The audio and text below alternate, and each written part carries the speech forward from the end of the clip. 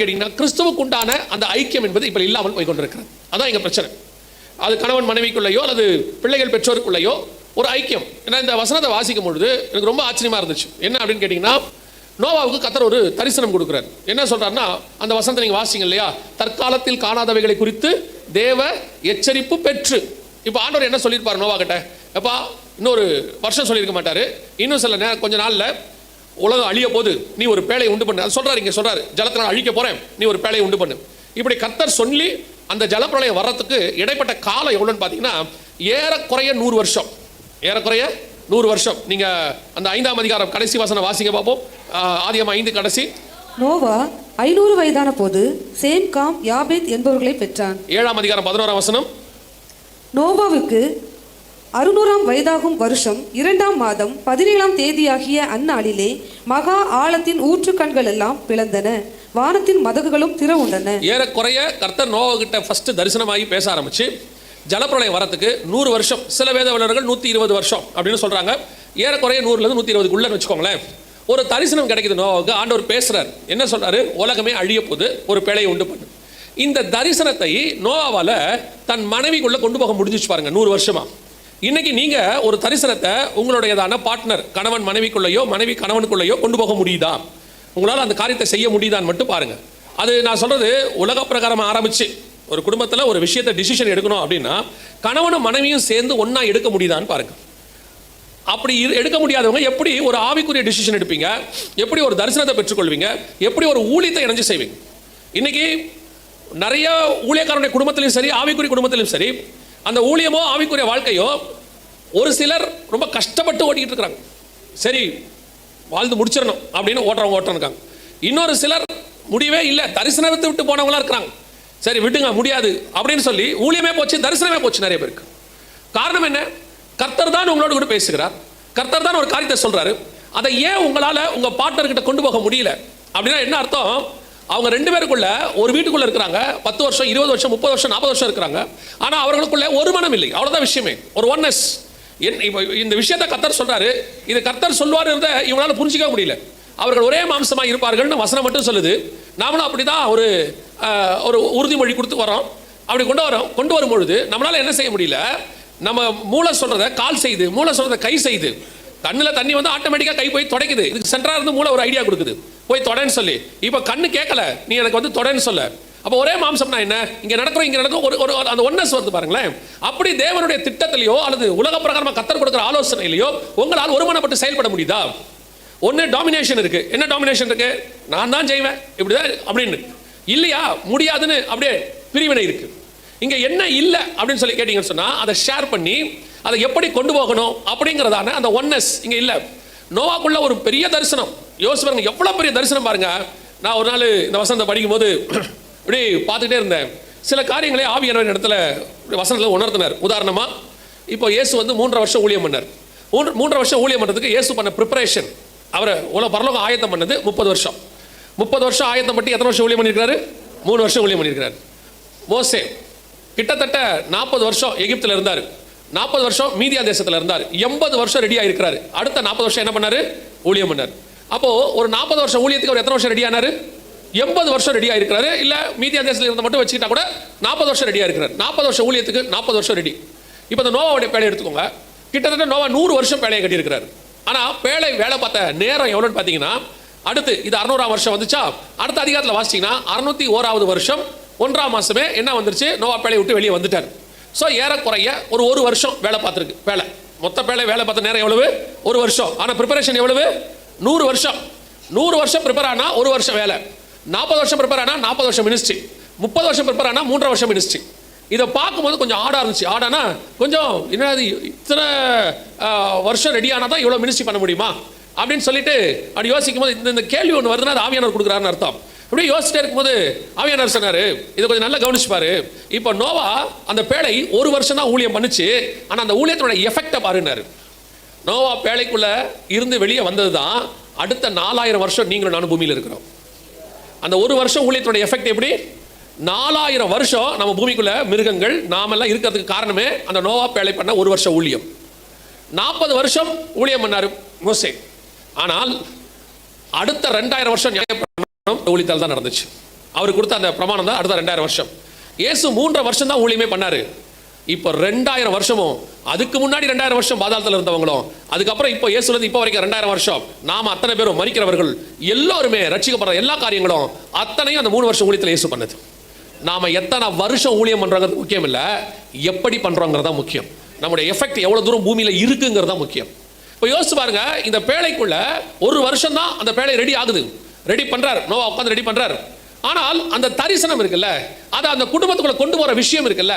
இப்போ நோவா போய் சொன்ன உடனே 100 வருஷமா சொல்றீங்க, இப்படி நீங்களும் வருது வருது வருது ஜலப்பிரளை வருது வருதுங்கிறீங்க, வருதா வந்தா மாதிரி தெரியலையே, கொஞ்சம் கூட ஒரு சின்ன மழை கூட அடிக்கலையே, அப்படித்தானே நியாயமா கேட்கணும்.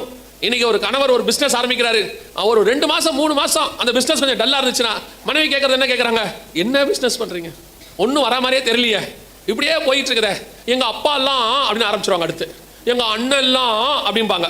அவங்களுக்கு இருக்கிற சுதாரிப்பே ஜாஸ்தி தான், நீங்களாம் மக்கு முண்டம் பாங்க. ஈசாக்கு பஞ்ச காலத்தில் அந்த ஊர்லேயே இருக்கிறானாமா, ஆண்டவர் சொல்றாரு நீ பஞ்ச காலத்தில் எகிப்துக்கு போகாத இங்கேயே இருன்னு. இப்போ ஈசாக்கு சொல்றாரு சரி ஆண்டவர்கிட்ட இங்கே இருக்கிறேன். அது மட்டும் இல்லை, அந்த பஞ்சத்தில் கொண்டு போய் விதைக்கிறாரு. இப்போ அந்த ரெபேக்கா காலத்தில் என்ன பண்ணிருக்கணும் நியாயமா, இப்போ இருக்க ரெபேக்கா என்ன பண்ணியிருக்கோம், பஞ்ச காலத்தில் இங்கே இருக்கிற அதுவே முட்டாள்தனம்.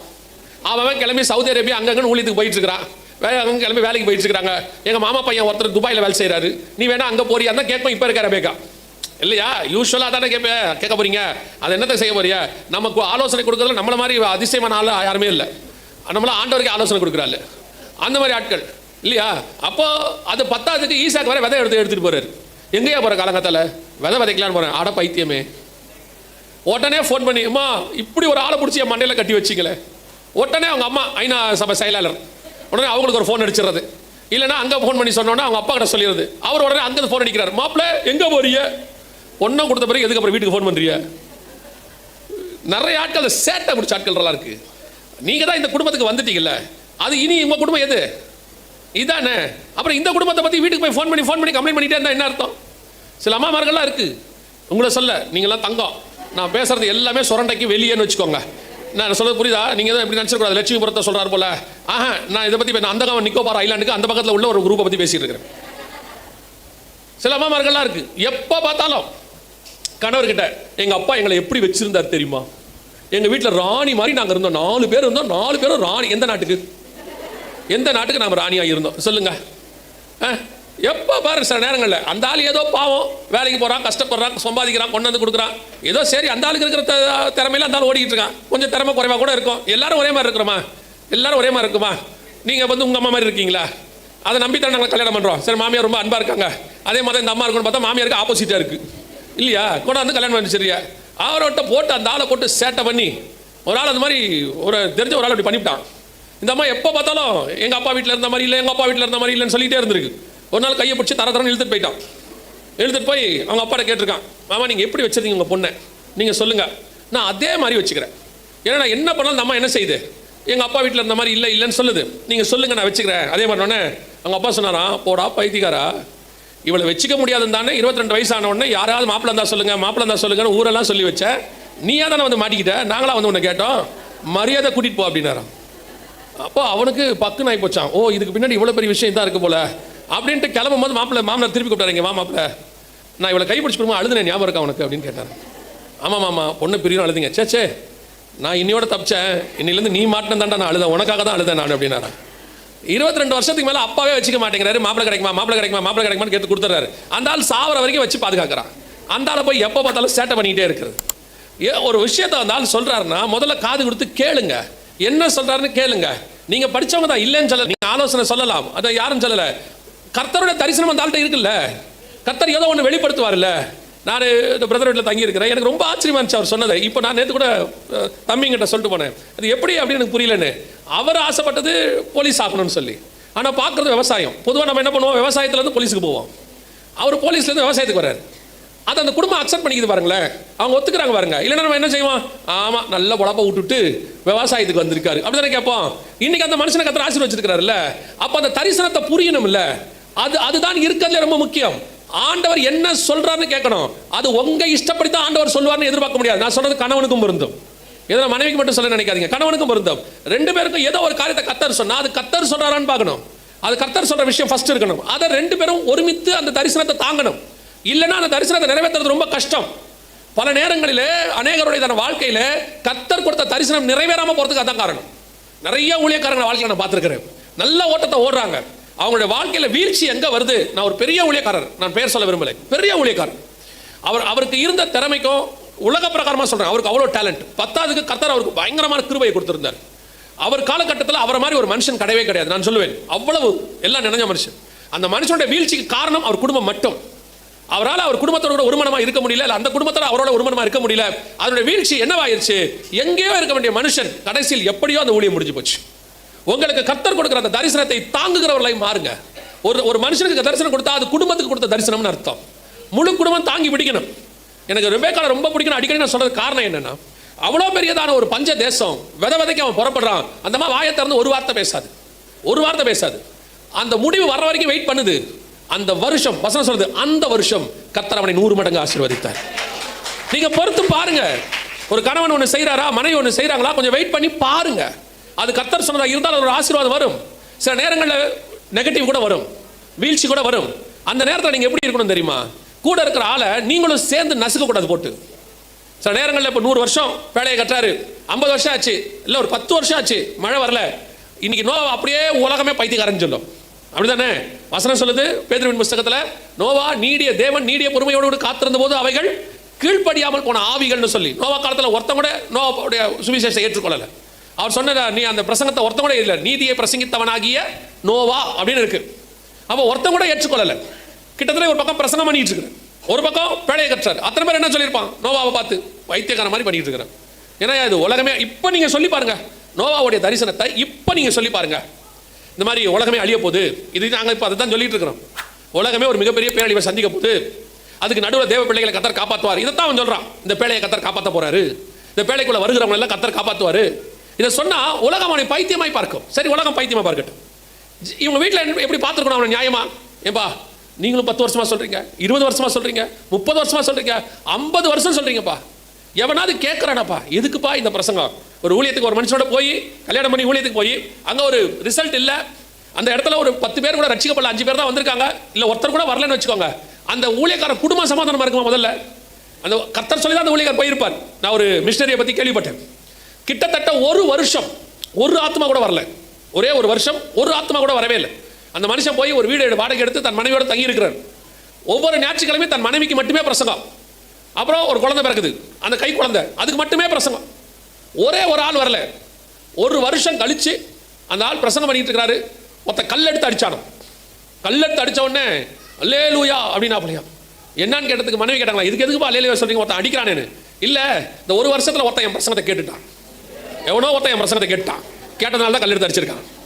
யோசிச்சு பாருங்க. இப்படி ஒரு கணவனோட கூட அந்த அம்மா ஊழியம் பண்ணி இன்னைக்கு அது ஒரு பெரிய மிஷனரி ஸ்தாபனமா வளர்ந்து நிக்குது. அதுதான் அந்த கூட இருக்கிறவங்களுடைய தரிசனத்தை தாங்கறதோட எஃபெக்ட். பல நேரத்தில் நெகட்டிவ் வரும். வீழ்ச்சி அடையாதவன் எவன் இருக்கான்? உலகத்தில் வீழ்ச்சி அடையாதவன் எவன் இருக்கான்? இயேசு கிறிஸ்து ஒருத்தரை தவிர வீழ்ச்சி அடையாதவன் ஒருத்தன் கிடையவே கிடையாது. ஆனா நீங்கள் அந்த வீழ்ச்சி அடைகிற நேரத்தில் அந்த தரிசனத்தை தாங்கி பிடிக்கிறவர்களா இருக்கணும். தரிசனத்தில் போகும்போது எல்லாமே நீங்க நினைக்கிற மாதிரி நடக்கும்னு சொல்ல முடியாது. செங்கடலை பிளந்தாச்சு, அந்த பக்கம் கூட்டிட்டு போயாச்சு, ஒரு மாசம் ஆகி போச்சு, சாப்பாடே இல்லை, முறுமுறுக்கிறாங்க. ஆண்டவரே எங்களை சாகடிக்க கூட்டு வந்தீங்களா? அதுக்கப்புறம் பார்க்குறான் தண்ணி இல்லை. ஆனால் ஜனங்கள் முறுமுறுக்கிறார்கள். மோசே முறுமுறுக்கவில்லை, ஆரோன் முறுமுறுக்கவில்லை, யோசுவா முறுமுறுக்கவில்லை. அதுதான் உங்களுக்கு நான் சொல்றேன். அந்த சூழ்நிலை வரும்போது முறுமுறுக்க கூடாது. யோசிச்சு பாருங்க, யோபின் மனைவியை பாருங்க. எல்லாருக்கும் போது குடும்பமே சந்தோஷமா இருக்கு, எல்லாருக்கும் போது குடும்பமே சந்தோஷமா இருக்கு. ஒரு நாள் வந்துச்சு, எல்லாம் ஒரு நாள் நெகட்டிவ் 100%. பரு வந்துருச்சு, தலையில் புழுதியை போட்டு உட்காந்துட்டார் மனுஷன், மிகப்பெரிய வீழ்ச்சி. அந்த நேரத்தில் அந்த அம்மா வந்து சொல்லிவிடுச்சு, இதான் ரெண்டாவது ரொம்ப இருக்கிறதுல யோபுவால் தாங்க முடியாது. அது ஒன்று தான். என்ன தெரியுமா? இத்தனை வருஷம் கூட அந்த ஆளுக்கு அது என்ன செய்யல, அது புரியவே இல்லை. ஃப்ரெண்ட்ஸுக்கு புரியல கூட பரவாயில்ல, நியாயம். யாருக்கு புரியல? மனைவிக்கு புரியல. பாருங்க, அந்த அம்மா சொல்லுது, தேவனை தூஷித்து ஜீவனை விடும். யோசிச்சு பாருங்க. ஆனால் எனக்கு அந்த அம்மா நான் குற்றமாசம் எப்பவுமே அந்த அம்மா கிட்ட ஒரு நல்ல விஷயத்தையும் பார்ப்பேன். என்னன்னா, ஏதோ அவசரப்பட்டு பேசி பிடிச்சி எல்லாரும் போயிட்டாங்க, அந்த அம்மா மட்டும் போவே இல்லை. அந்த அம்மா என்ன செய்யல, போகவே இல்லை. நீங்கள் போய் கடைசி அதிகாரம் வாசிச்சு பாருங்க. யோபுக்கு எத்தனை பிள்ளைகள் பிறந்தார்கள்? 10 பிள்ளைகள். அப்போ அந்த அம்மா அங்கே தான் இருந்திருக்கு, அந்த அம்மா கூட தான் இருந்திருக்கு. சில நேரத்தில் சில அம்மாக்களுக்கு அப்படித்தான், அது போகாது. வாய் பேச தெரியாமல் பேசி போடுறது, அவசரத்தில், அர்ஜென்ட்டில், கோவத்தில். எது நல்லா செய்யும். அந்த நிறைய பாருங்க, நல்ல அம்மாக்கள்லாம் நல்லா செய்வாங்க. நல்லா பார்த்துப்பாங்க.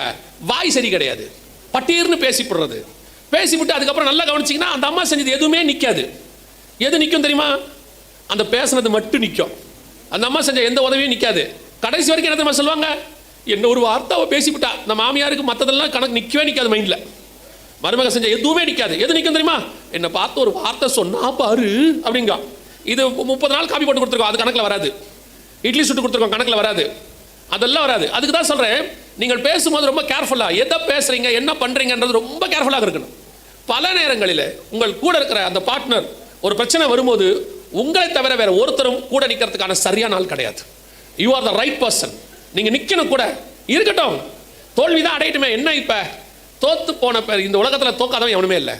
அந்த நேரத்தில் நீங்கள் கூட நின்னீங்கன்னா ஆண்டவர் உங்களை, அதுக்கப்புறம் அந்த ஃபேமிலி செம சூப்பராக இருக்கும். அவன் சொல்லுவான், அந்த நேரத்தில் அவன் என் கூட இருந்தான்பான். கணவன் என்ன சொல்லுவாருன்னா, எல்லாரும் போயிட்டாங்க, யார் நின்னது?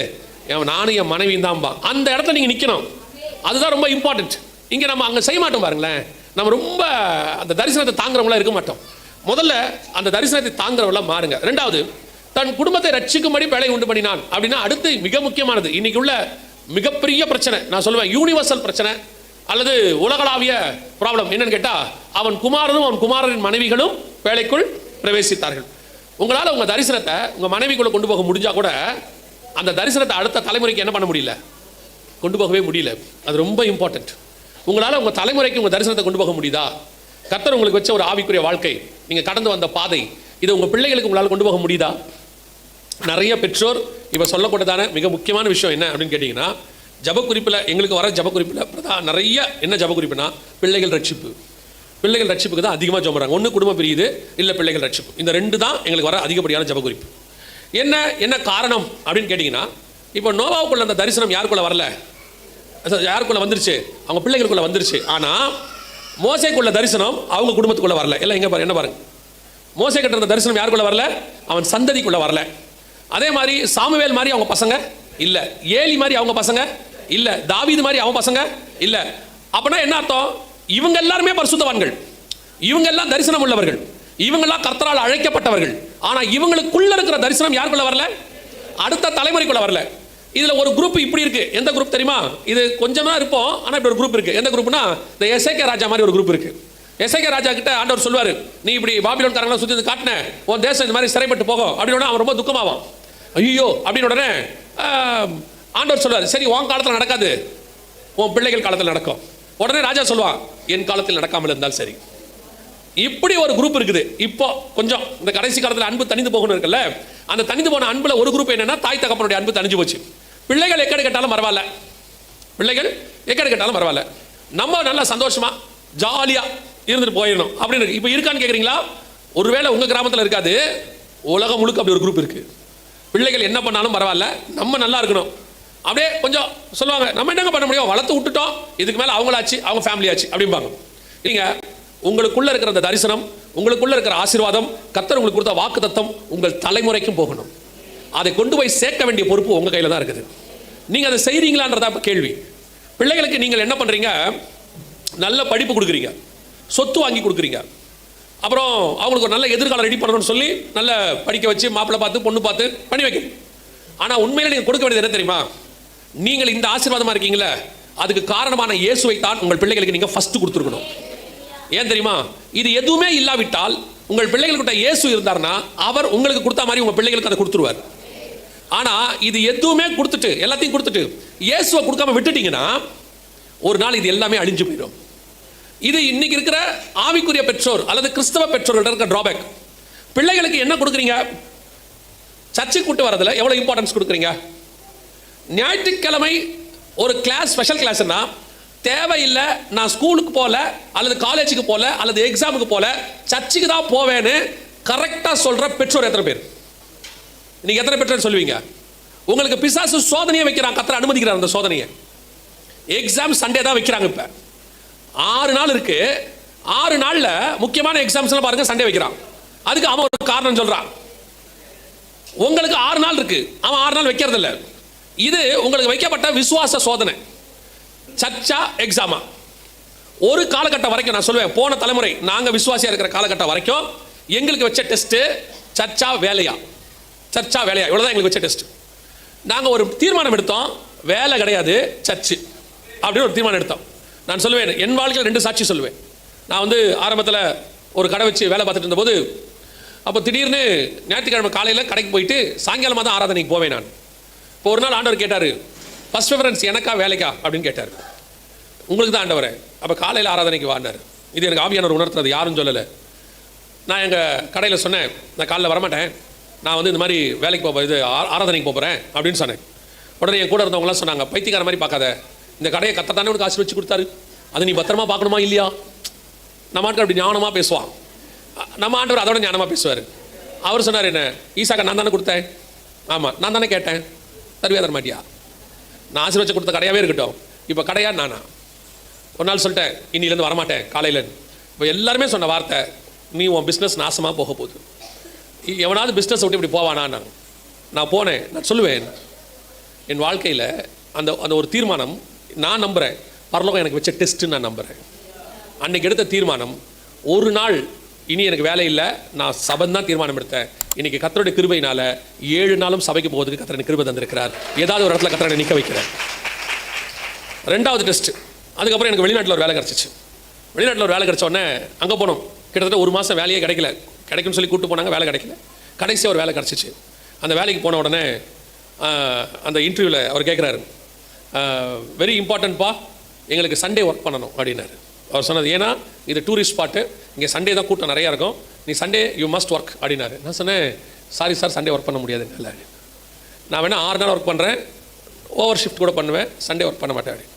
உடனே அவர், அப்போ வேலை இல்லை பண்ணார். ஓகே சார், தேங்க்யூன்னு. ஆனால் அவர் வந்து தமிழர். இப்போ அவர் போகும்போது கேட்டார், அப்படி உனக்கு என்ன சண்டேல இம்பார்ட்டண்ட்டான வேலை இருக்குது அப்படின்னாரு. ஏன்னா அந்த ஊருக்காரங்களாம் சண்டேல ரொம்ப ஜாலியாக டைம் ஸ்பெண்ட் பண்ணுவாங்க, வெளியே போய் சந்தோஷமாக இருப்பாங்க. அதனால் அவர் நினச்சிட்டு கேட்டார், அப்படி என்ன உனக்கு ரொம்ப இம்பார்ட்டன்ட், சண்டே உனக்கு வேலை இருக்குன்னாரு. நான் ஒன்றுமே சொல்ல, சர்ச்சுக்கு போகணும் சார் அப்படின்னு. பெரிய விஷயம், அந்த ஊரில் யாரும் சர்ச்சுக்கு போக மாட்டாங்க, அவங்களாம் சர்ச்சுக்கே போக மாட்டாங்க, அவங்களாம் கிறிஸ்தவ நாடு அது, ஆனால் சர்ச்சுக்கே போகாத நாடு. அப்போ அவர் சொன்னார், சர்ச்சுக்கு போகணுமா, சர்ச்சுக்காகவாது ஞாயிற்றுக்கிழமை லீவ் கேட்குறேன்னாரு. ஆமான்னு. அவருக்கு என்ன ஆண்டவர் பேசினார் தெரியல, கர்த்தர் சொல்வார்ல, ராஜாவின் கண்களில் தயவு கிடைத்தது, அந்த மாதிரி அவர் சரிப்பா லீவ் எடுத்துக்கொண்டுட்டார். ஆனால் 6 நாளும் காலைல 6 மணிலேருந்து நைட்டு 10 மணி வரைக்கும் வேலை வாங்குவார். வேலை நடக்கும்னா, ஆனால் ஞாயிற்றுக்கிழமை லீவ் கொடுத்துருவாங்க. நான் சொல்லுவேன், அதை பரலோகம் பார்க்குது நமக்கு. நீ கொஞ்சத்தில் உண்மையாக இருந்தால் அநேகத்தில் கர்த்தர் அதிபதியாய் வைப்பார். நமக்கு என்ன தெரியுமா, அதெல்லாம் கரெக்ட் தான், அதெல்லாம் என் பிள்ளைக்கு நான் சொல்லிட்டேன், நான் சண்டே ஆனால் சர்ச்சுக்கு வந்தேன், நீட் எக்ஸாம், ஐயோ அது டாக்டர் இல்லை, ஆண்டவரா டாக்டரா, பதிலே வரல பாருங்க, கஷ்டம். இதான் இன்னைக்கு உள்ள சந்ததி, இதான் இன்னைக்கு உள்ள சந்ததி. போன வாரம் நாங்கள் ஒரு மனுஷனை சந்தித்தோம். அவர் வந்து எங்களை மீட் பண்ணார். அப்போது நாங்கள் ஒரு பைபிள் கிளாஸ் வச்சுருக்கோம். அந்த கிளாஸில் நாங்கள் சொன்னோம், சில நேரத்தில் வந்து நீங்கள் சண்டேல ஊழியத்துக்கு எங்களோட வர வேண்டியிருக்கோம். அவர் வந்து ஹோட்டல் வச்சுருக்கிறார், ரெஸ்டாரண்ட். அப்போது நான் சொன்னேன், சண்டே நீங்கள் வர வேண்டியிருக்கோம், சண்டே தான் ரெஸ்டாரண்ட் நிறைய நடக்கும், நீங்கள் விட்டுட்டு வருவீங்களா அப்படின்னு கேட்டேன். அவர் சொன்னார், நான் ஏற்கனவே சண்டே மூடி தானே வச்சுருக்கிறேன்னாரு. எனக்கு ஆச்சரியமாயிருச்சு. Hotel Sunday மூடிருக்கீங்களா? ஆமாம் பாஸ்டர், நான் சண்டே சர்ச்சில் இந்த ஹோட்டல் திறக்க மாட்டேனே, நான் சர்ச்சுக்கு போயிடுவேனே, அது நமக்கு சர்ச்சு தான் முக்கியம்னாரு. இன்னைக்கும் இப்படிப்பட்டதான வைராக்கியம் உள்ள சாட்சிகளை கர்த்தர் வச்சிருக்கிறார். இதுதான் நீங்கள் உங்கள் பிள்ளைகளுக்கு கடத்த வேண்டியது, உங்கள் பிள்ளைகளுக்குள்ள சொல்ல வேண்டியது இந்த விசுவாசம் தான். நீங்கள் காசை கொடுத்துட்டு எப்படி காசை பத்திரமா ஹேண்டில் பண்ணணும்னு சொல்றது 2வது. நீ எப்படி உனக்கு கொடுக்கப்படுகிற சொத்தை பத்திரமா பாதுகாக்கணுங்கிறது 2வது. உன் பிசினஸ் உங்க பசங்க எப்படி பத்திரமா பார்த்துக்கணும்னு சொல்லி கொடுக்கறது 2வது. ஆனால் உனக்குள்ளே கர்த்தர் கொடுத்த அந்த விசுவாசத்தை எப்படி வர்த்திக்க பண்ணணும் உங்க பையனுக்கு சொல்லி கொடுக்கணும் பாருங்க, அதுதான் ஃபர்ஸ்ட். இன்னைக்கு உங்களுக்குள்ள இருக்கிற ஆவிக்குரிய காரியம் போல இன்னைக்கு இருக்கிற பெற்றோருக்கு அந்த ஞானம் இல்லை. அவங்க என்ன நினைக்கிறாங்க, நான் கஷ்டப்பட்டு சொத்து சேர்த்துட்டேன், இதை பிள்ளைங்கள் பத்திரமா பார்த்துக்கிட்டா போதும். அதை பார்த்துக்கிறதுக்கு ஒரே வழி ஆண்டவராக இயேசு கிறிஸ்து கூட இருக்கிறது மட்டுமே. வேற எப்படி இல்லாமல் ராஜ்யபாரமே உங்க கையில இருந்தாலும் போயிடும். தாவீதின் ராஜ்யபாரம் தேவன் இல்லாமல் நடந்த உடனே அந்த ராஜ்யபாரமே 2ஆ போச்சு. தேவன் கூட இருந்ததுனால அந்த ராஜ்யபாரம் 40 வருஷம் ஒரு பிரச்சனை இல்லாம இருந்துச்சு. அப்ப ராஜ்யபாரம் நடப்பதற்கு காரணம் உன் ஞானம் அல்ல, உங்கள் அறிவல்ல, உங்கள் அனுபவம் அல்ல. ஆடு மேய்க்கிறவரை ராஜாவாய் மாத்த கர்த்தரால் முடியும். ஆனா பிறந்ததுல இருந்தே சாலமோன் ராஜா இளவரசனாக வளர்ந்தவன், அவனால ராஜ்யபாரத்தை நிக்க வைக்க முடியல பாருங்க. ஆனா ஆடு மேய்க்கிறவனால 40 வருஷம் ராஜ்யபாரத்தை நிக்க வைக்க முடிச்சு. காரணம் என்ன தெரியுமா, அந்த அரசவைக்கான ஞானம் இல்லை, கர்த்தருடைய கிருபை அவனோடு கூட இருந்தது. இதுதான் உங்க பிள்ளைகளுக்கு நீங்கள் கொடுக்க வேண்டிய மிக முக்கியமான சொத்து. பெற்றோர் நினைச்சுக்கிறாங்க, படிப்பு கொடுத்துட்டா என் பிள்ளை நல்லா இருக்கும். படிச்சவன் படிப்பு அவசியம், நான் இல்லைன்னே சொல்லலை. ஆனால் படித்தவன் எல்லாரும் ஆசீர்வாதமாக இருக்கானான்னு போய் பாருங்க. படித்தவன் எல்லாம் ஆசீர்வாதமாக இருக்கிறானா? ஆனால் நான் தைரியமாய் சொல்லுவேன், கர்த்தரை ஏற்றுக்கொண்ட அத்தனை பேரும் ஆசீர்வாதமாய் தான் இருக்கிறார்கள். கர்த்தர் இல்லாமல் ஆசீர்வாதம் இல்லை. கர்த்தரை ஏற்றுக்கொண்டவன் படித்தவன் படிக்காதவன்ற கான்செப்டே கிடையாது. இங்கே படித்தாலும் தோத்திரம், படிக்காவிட்டாலும் தோத்திரம். அது கர்த்தரை ஏற்றுக்கொள்ளணும். இப்போ சொல்கிறேன், நீங்கள் படிக்க உடனே ஒரு பசங்க முடிவெடுத்துறாருங்க. இப்போ வீட்டில் போய் சொல்கிறானுங்க, அது பிரச்சனை எனக்கு வருது. அவன் என்ன சொல்லிடுறான் தெரியுமா? ஜெகனங்கள் என்ன சொன்னார் பாருங்க, படிக்காட்டியும் தோத்திரம்னு சொல்லியிருக்கிறாரு. நான் அப்படி சொல்லலை தம்பி, அது வேற பிரச்சனையாக இருக்குது. இப்போ நான் படிக்க ஒருத்தம்பி என்கிட்ட ஒருத்தர் தள்ளுறான். அவங்க வீட்டில் சொல்கிறாங்க, அவன் படிக்கவே மாட்டேங்கிறான், எதை கேட்டாலும் வருகை வரப்போகுதுங்கிறான். அப்போ அந்த பையனை கூப்பிட்டு கேட்டேன், நான் வருகை வருதுங்கிற. ஆமாம் அங்கிள் வருகை, ஆமாம் வருகை வந்துடும் அப்படின்னா. நான் சொன்னேன், வருகை வராட்டி என்னடா பண்ணுவேன்? அவிசுவாசமாக பேசாதீங்கன்றான். என்ன நான் சொல்கிறேன், அவிசுவாசமாக பேசாதீங்க, நீங்கள் தானே எப்போ வேணாலும் வருவாருன்றீங்க, எக்ஸாமுக்குள்ளே ஆண்டவர் வந்துடுவான்னு எக்ஸ்பெக்ட் பண்ணிக்கிட்டு இருக்கேன் அப்படின்னு. நான் என்ன சொல்கிறேன், வருகை வரும், அரைக்க வேண்டிய மாவை அரைச்சி வைங்க, அதானே செய்கிறீங்க. இப்போ வருகை வரும் மாவு அரைக்காமையா இருக்கிய, வருகை வரும் துணி துவைக்காமையா இருக்கும், செய்கிற வேலையை செஞ்சுக்கிட்டே இருப்போம், வந்தால் விட்டுட்டு போயிட்டே இருக்க போகிறோம். படிக்க வேண்டியதாக படிங்க, படிக்க வேணான்னு சொல்லவே இல்லை. ஆனால் படிப்பு ரெண்டாவதாக இருக்கணும், தேவன் தான் ஃபர்ஸ்டாக இருக்கணும். இங்கே ஒரு இடத்துல நீங்கள் என்ன பண்ணிடுறீங்கன்னா, படிப்பு, சொத்து, பணம், ஆசி சம்பாதித்தா ஃபர்ஸ்ட்டுக்கு கொண்டாந்துட்டு தேவனை ஆப்ஷனாக மாற்றிடுறீங்க. பரவாயில்ல போனால் வைக்கலாம், இந்த வாட்டி சண்டே போவாட்டி என்ன, ஒன்றும் பிரச்சனை இல்லை. பாஸ்டர் ஒன்றும் சொல்ல மாட்டார், பாஸ்டர் ஒன்றும் சொல்ல மாட்டார், கர்த்தர் சொல்லுவார். நிறைய பேர் யாருக்கு பயப்படுறாங்க? பாஸ்டர் தான் பயப்படுறான். ஸோ முதலாவதாக பேழைக்குள்ளே உங்கள் குடும்பம் இருக்கணும். உங்களுக்கு அந்த அஷூரன்ஸ், என் குடும்பம் கண்டிப்பாய் பரலோகத்துக்கு போகும்.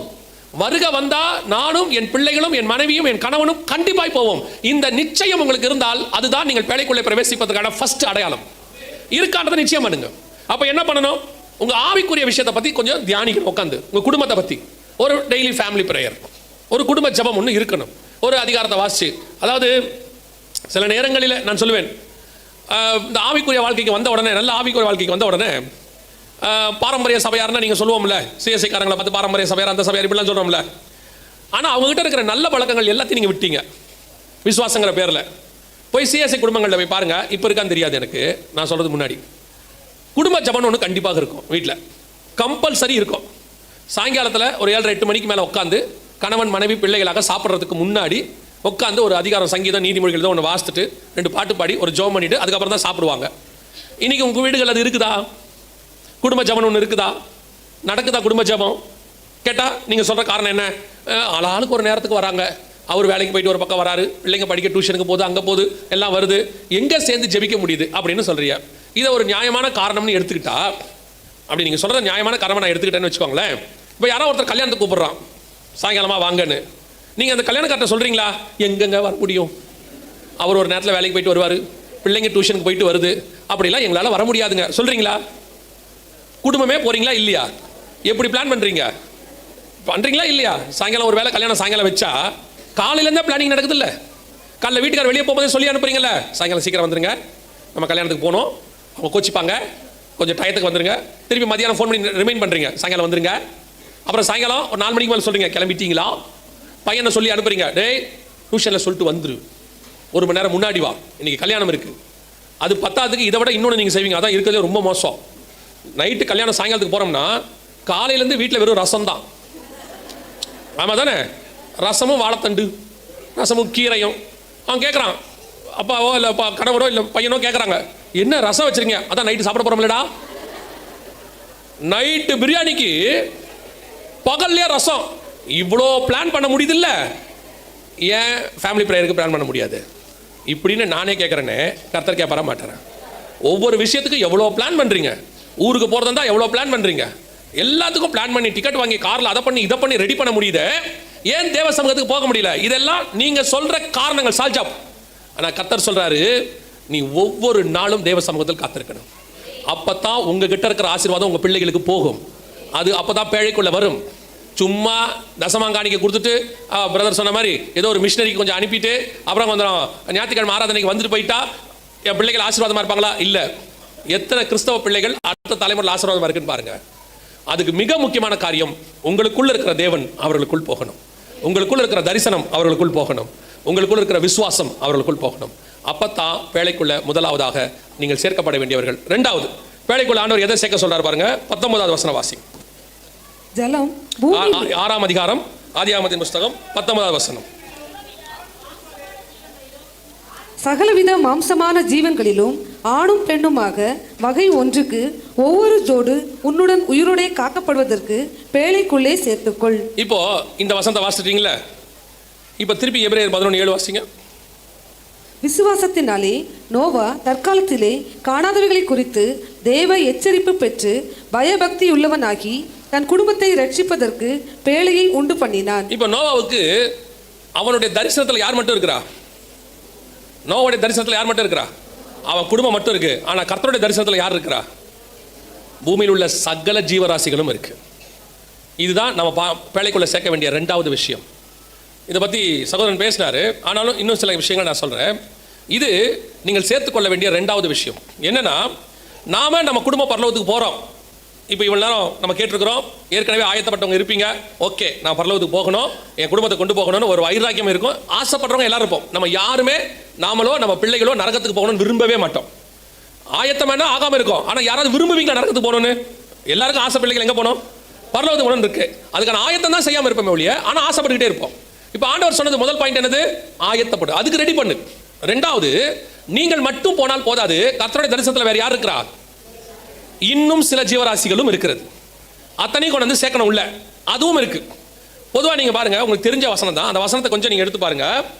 அப்போஸ்தலர் 1:8 வசனத்தை வாசிங்க. பரிசுத்த ஆவி உங்களிடத்தில் வரும்போது, பரிசுத்த ஆவி உங்களிடத்தில் வரும்பொழுது நீங்கள் பலனடைந்து எருசலேமிலும் யூதேயா முழுவதிலும் சமாரியாவிலும் பூமியின் கடைசி பரியந்தமும் எனக்கு சாட்சிகளாய் இருப்பீர்கள் என்றார். ஏன் இவங்க எருசலேமில் மட்டும் சாட்சியா இருக்கக்கூடாது? ஏன் எருசலேமில் மட்டும் சாட்சியா இருக்கக்கூடாது? ஆண்டவரே, நீர் இஸ்ரவேலை சுற்றி திரிந்தீர், நாங்கள் எருசலேமிலும் யூதேயாவிலும் சாட்சியா இருக்கிறோம் அப்படின்னா ஆண்டவர் சொல்வாரு, எனக்கு இந்த மந்தையை சேராத வேறு ஆடுகளும் இருக்கிறார்கள். கர்த்தருடைய திட்டத்தில் நம்ம மட்டும் இல்லை, நம்மளை சேர்த்து இன்னொரு கூட்டமும் இருக்கு கர்த்தருடைய திட்டத்தில். நல்லா புரிஞ்சுக்கோங்க. பரலோகத்திற்கு நீங்களும் உங்கள் குடும்பம் மட்டும் வருவதற்கு ஆண்டவர் பேழையை ஆயத்தம் பண்ணவே இல்லை. உங்களை ரட்சித்ததுக்கு உங்க மூலமா இன்னொரு கூட்டமும் கர்த்தருடைய இதில் இருக்கு. உன்னத பாட்டில் ஒரு வசனம் இருக்கு. நீங்க அந்த வசனத்தை வாசிக்கும் போது எப்படி எடுத்துக்கிட்டீங்கன்னு தெரியாது. ஆனால் அந்த பாடும்போது தப்பா பாடிட்டாங்க. ஆக்சுவலாக வாசிச்சு பார்த்தீங்கன்னா அந்த வசனம் வந்து வேற மாதிரி இருக்கும். ஒன்னாவது பாட்டு 1:4 வாசிங்க. என்னை இழுத்துக்கொள்ளும் உமக்கு பின்னே ஓடி வருவோம். எப்படி? உமக்கு பின்னே ஓடி வருவோம். வருவோமா வருவேனா? வருவோம். ஆனா பாட்டு எப்படி இருக்கு? என்னை இழுத்துக்கொள்ளும் ஓடி வந்துடுவேன், அப்படிதானே பாட்டு இருக்கு. ஆனா வசனம் எப்படி இருக்கு? ஓடி வருவோம். அப்படின்னா என்ன அர்த்தம்னா, கர்த்தருடைய திட்டத்தில் நீங்க மட்டும் இல்லை, உங்களை கூப்பிட்டா ஒரு கூட்டம் பின்னாடி வரணும். அதான் கர்த்தருடைய திட்டம். இது யாருக்கு தெரியும்? மனவாட்டிக்கு நல்லா தெரியும். என்ன கூப்பிடுங்க ஆண்டவரே, ஒரு கூட்டம் பின்னாடி வரும். நீங்கள் ஒரு சமாரிய ஸ்திரியை கூப்பிடுங்க, ஒரு கிராமம் வரும். ஆண்டவர் என்ன பண்ணுவார்? மார்த்தாள் கிட்ட போய் நீ யாரை கூட்டிட்டு வா? மரியாளை கூட்டிட்டு வான்னு. மரியாள் மட்டுமா வந்தா? வசனம் என்ன சொல்லுது? மரியாளும் அவளோடு கூட அழுது கொண்டிருந்தவர்களும் அவள் கல்லறைக்கு போய் அழப்போகிறாள் என்று கருதி அவளுக்கு பின்னால். ஆண்டவருக்கு தெரியும் ஆக்சுவலாக அந்த அற்புதம் யாருக்காக நடக்க போகுது? அந்த அற்புதம் யாருக்காக நடக்க போகுது? மார்த்தாளுக்காகவும் இல்லை, மரியாளுக்காகவும் இல்லை, லாசருக்காகவும் இல்லை. ஆண்டவர் தெளிவாக சொல்லுவார், சுத்தி இருக்கிறவர்கள் விசுவாசிக்கும்படி. பிதாவே, நீர் எனக்கு செவி கொடுக்கிறீர் என்று நான் அறிந்திருக்கிறேன். ஆனாலும் கூடியிருக்கும் ஜனங்கள் விசுவாசிக்கும்படியாக. அப்போனா மரியாதை கூப்பிட்டதுக்கு காரணம் என்ன? இவன் வரணும். மார்த்தாளை கூப்பிட்டா மார்த்தா தான் வரும், ஆனா மரியாதை கூப்பிட்டா ஒரு கூட்டமே வரும். அப்ப தேவனுடைய திட்டத்தில் என்ன இருக்கு? நீங்கள் மட்டுமல்ல, உங்களுக்கு பின்னால் ஒரு கூட்டம் இருக்கு. அதுதான் கர்த்தருடைய திட்டம். அப்போ நோவாவை பார்த்து பேழையை உண்டு பண்ணுன்னு சொன்னது, அவன் தன் குடும்பத்தை ரட்சிக்கும்படி பேழையை உண்டு பண்ணினான். கர்த்தருடைய திட்டம் என்ன தெரியுமா? அவன் மட்டுமல்ல, அவனோடு கூட சேர்ந்து பூமியில் உள்ள ஒரு பெரிய கூட்டம் உள்ளே வரணும். ஆண்டவர் பார்த்துங்க, ஆபிரகாமை பார்த்து விருத்த சேதனம் பண்ண சொன்னார். இஸ்ரவேல் எல்லாரும் பண்றாங்க. ஆனால் ஆபிரகாம் எப்படி விருத்த சேதனம் பண்ணார் பாருங்க. வாசிங்க, ஆதியாகமத்தின் புஸ்தகம் 17வது வசனம் 23வது வசனம் வாசிங்க. அப்பொழுது ஆபிரகாம் தன் குமாரனாகிய இஸ்மவேலையும் தன் வீட்டிலே பிறந்த யாவரையும் தான் பணத்திற்கு கொண்ட அனைவருமாகிய தன் வீட்டில் உள்ள ஆண் பிள்ளைகள் எல்லாரையும் சேர்த்து தேவன் தனக்கு சொன்னபடி அவர்கள் நுனித்தோலின் மாம்சத்தை அந்நாளிலே தானே விருத்த சேதனம் பண்ணினார். ஏன் ஆபிரகாமும் இஸ்மவேலை மட்டும் பண்ணக்கூடாது? ஏன் ஆபிரகாமுக்கும் அவன் வீட்டில் இருக்கிறவங்க மட்டும் செய்யக்கூடாது? வசனம் சொல்லுது, உன் பணத்துக்கு கொண்டவர்களும் உன் வீட்டில் எவெல்லாம் இருக்கிறானோ எல்லாரும். கடைசி வசனம் வாசிங்க. அதுலயே வீட்டிலே பிறந்தவர்களும் அந்நியரிடத்திலே பணத்திற்கு கொல்லப்பட்டவர்களும் ஆகிய அவன் வீட்டு மனுஷர்கள் எல்லாரும். அவ்வளவுதான். ஆபிரகாம் என்றால் ஆபிரகாமோடு கூட ஒரு கூட்டம் இருக்கிறது. உடன்படிக்கை ஆபிரகாம் கூட தான். அந்த உடன்படிக்கை உனக்கு மட்டும் இல்ல, ஆபிரகாம் உன் வீட்டில் இருக்கிற எல்லாருக்கும் சேர்த்து. ரட்சிப்பு உங்களுக்கு மட்டுமல்ல, உங்களோடு கூட சேர்ந்து ஒரு பெரிய கூட்டத்துக்கு கர்த்தர் ரட்சிப்பை வச்சிருக்கிறார். அப்ப ஒவ்வொருத்தருக்கு பின்னாடி ஒரு கூட்டம் இருக்கு. ஒவ்வொருத்தருக்கு பின்னாடி ஆண்டவர் ஒரு கூட்டத்தை வச்சிருக்கிறார். அப்ப நீங்களும் நானும் அந்த கூட்டத்தை கூட்டிட்டு வந்துட்டோமா, கொண்டாந்து சேர்த்துட்டோமா? அதான் கேள்வி. ஆண்டவர் சொல்றாரு 6ஆம் அதிகாரத்துல ஆதியாகமத்துல நோவா பார்த்து ஒரு வார்த்தை சொல்றாரு. அதே வசனம் வாசிங்க. 6ஆம் அதிகாரம் ஆதியாகமத்தின் புஸ்தகம்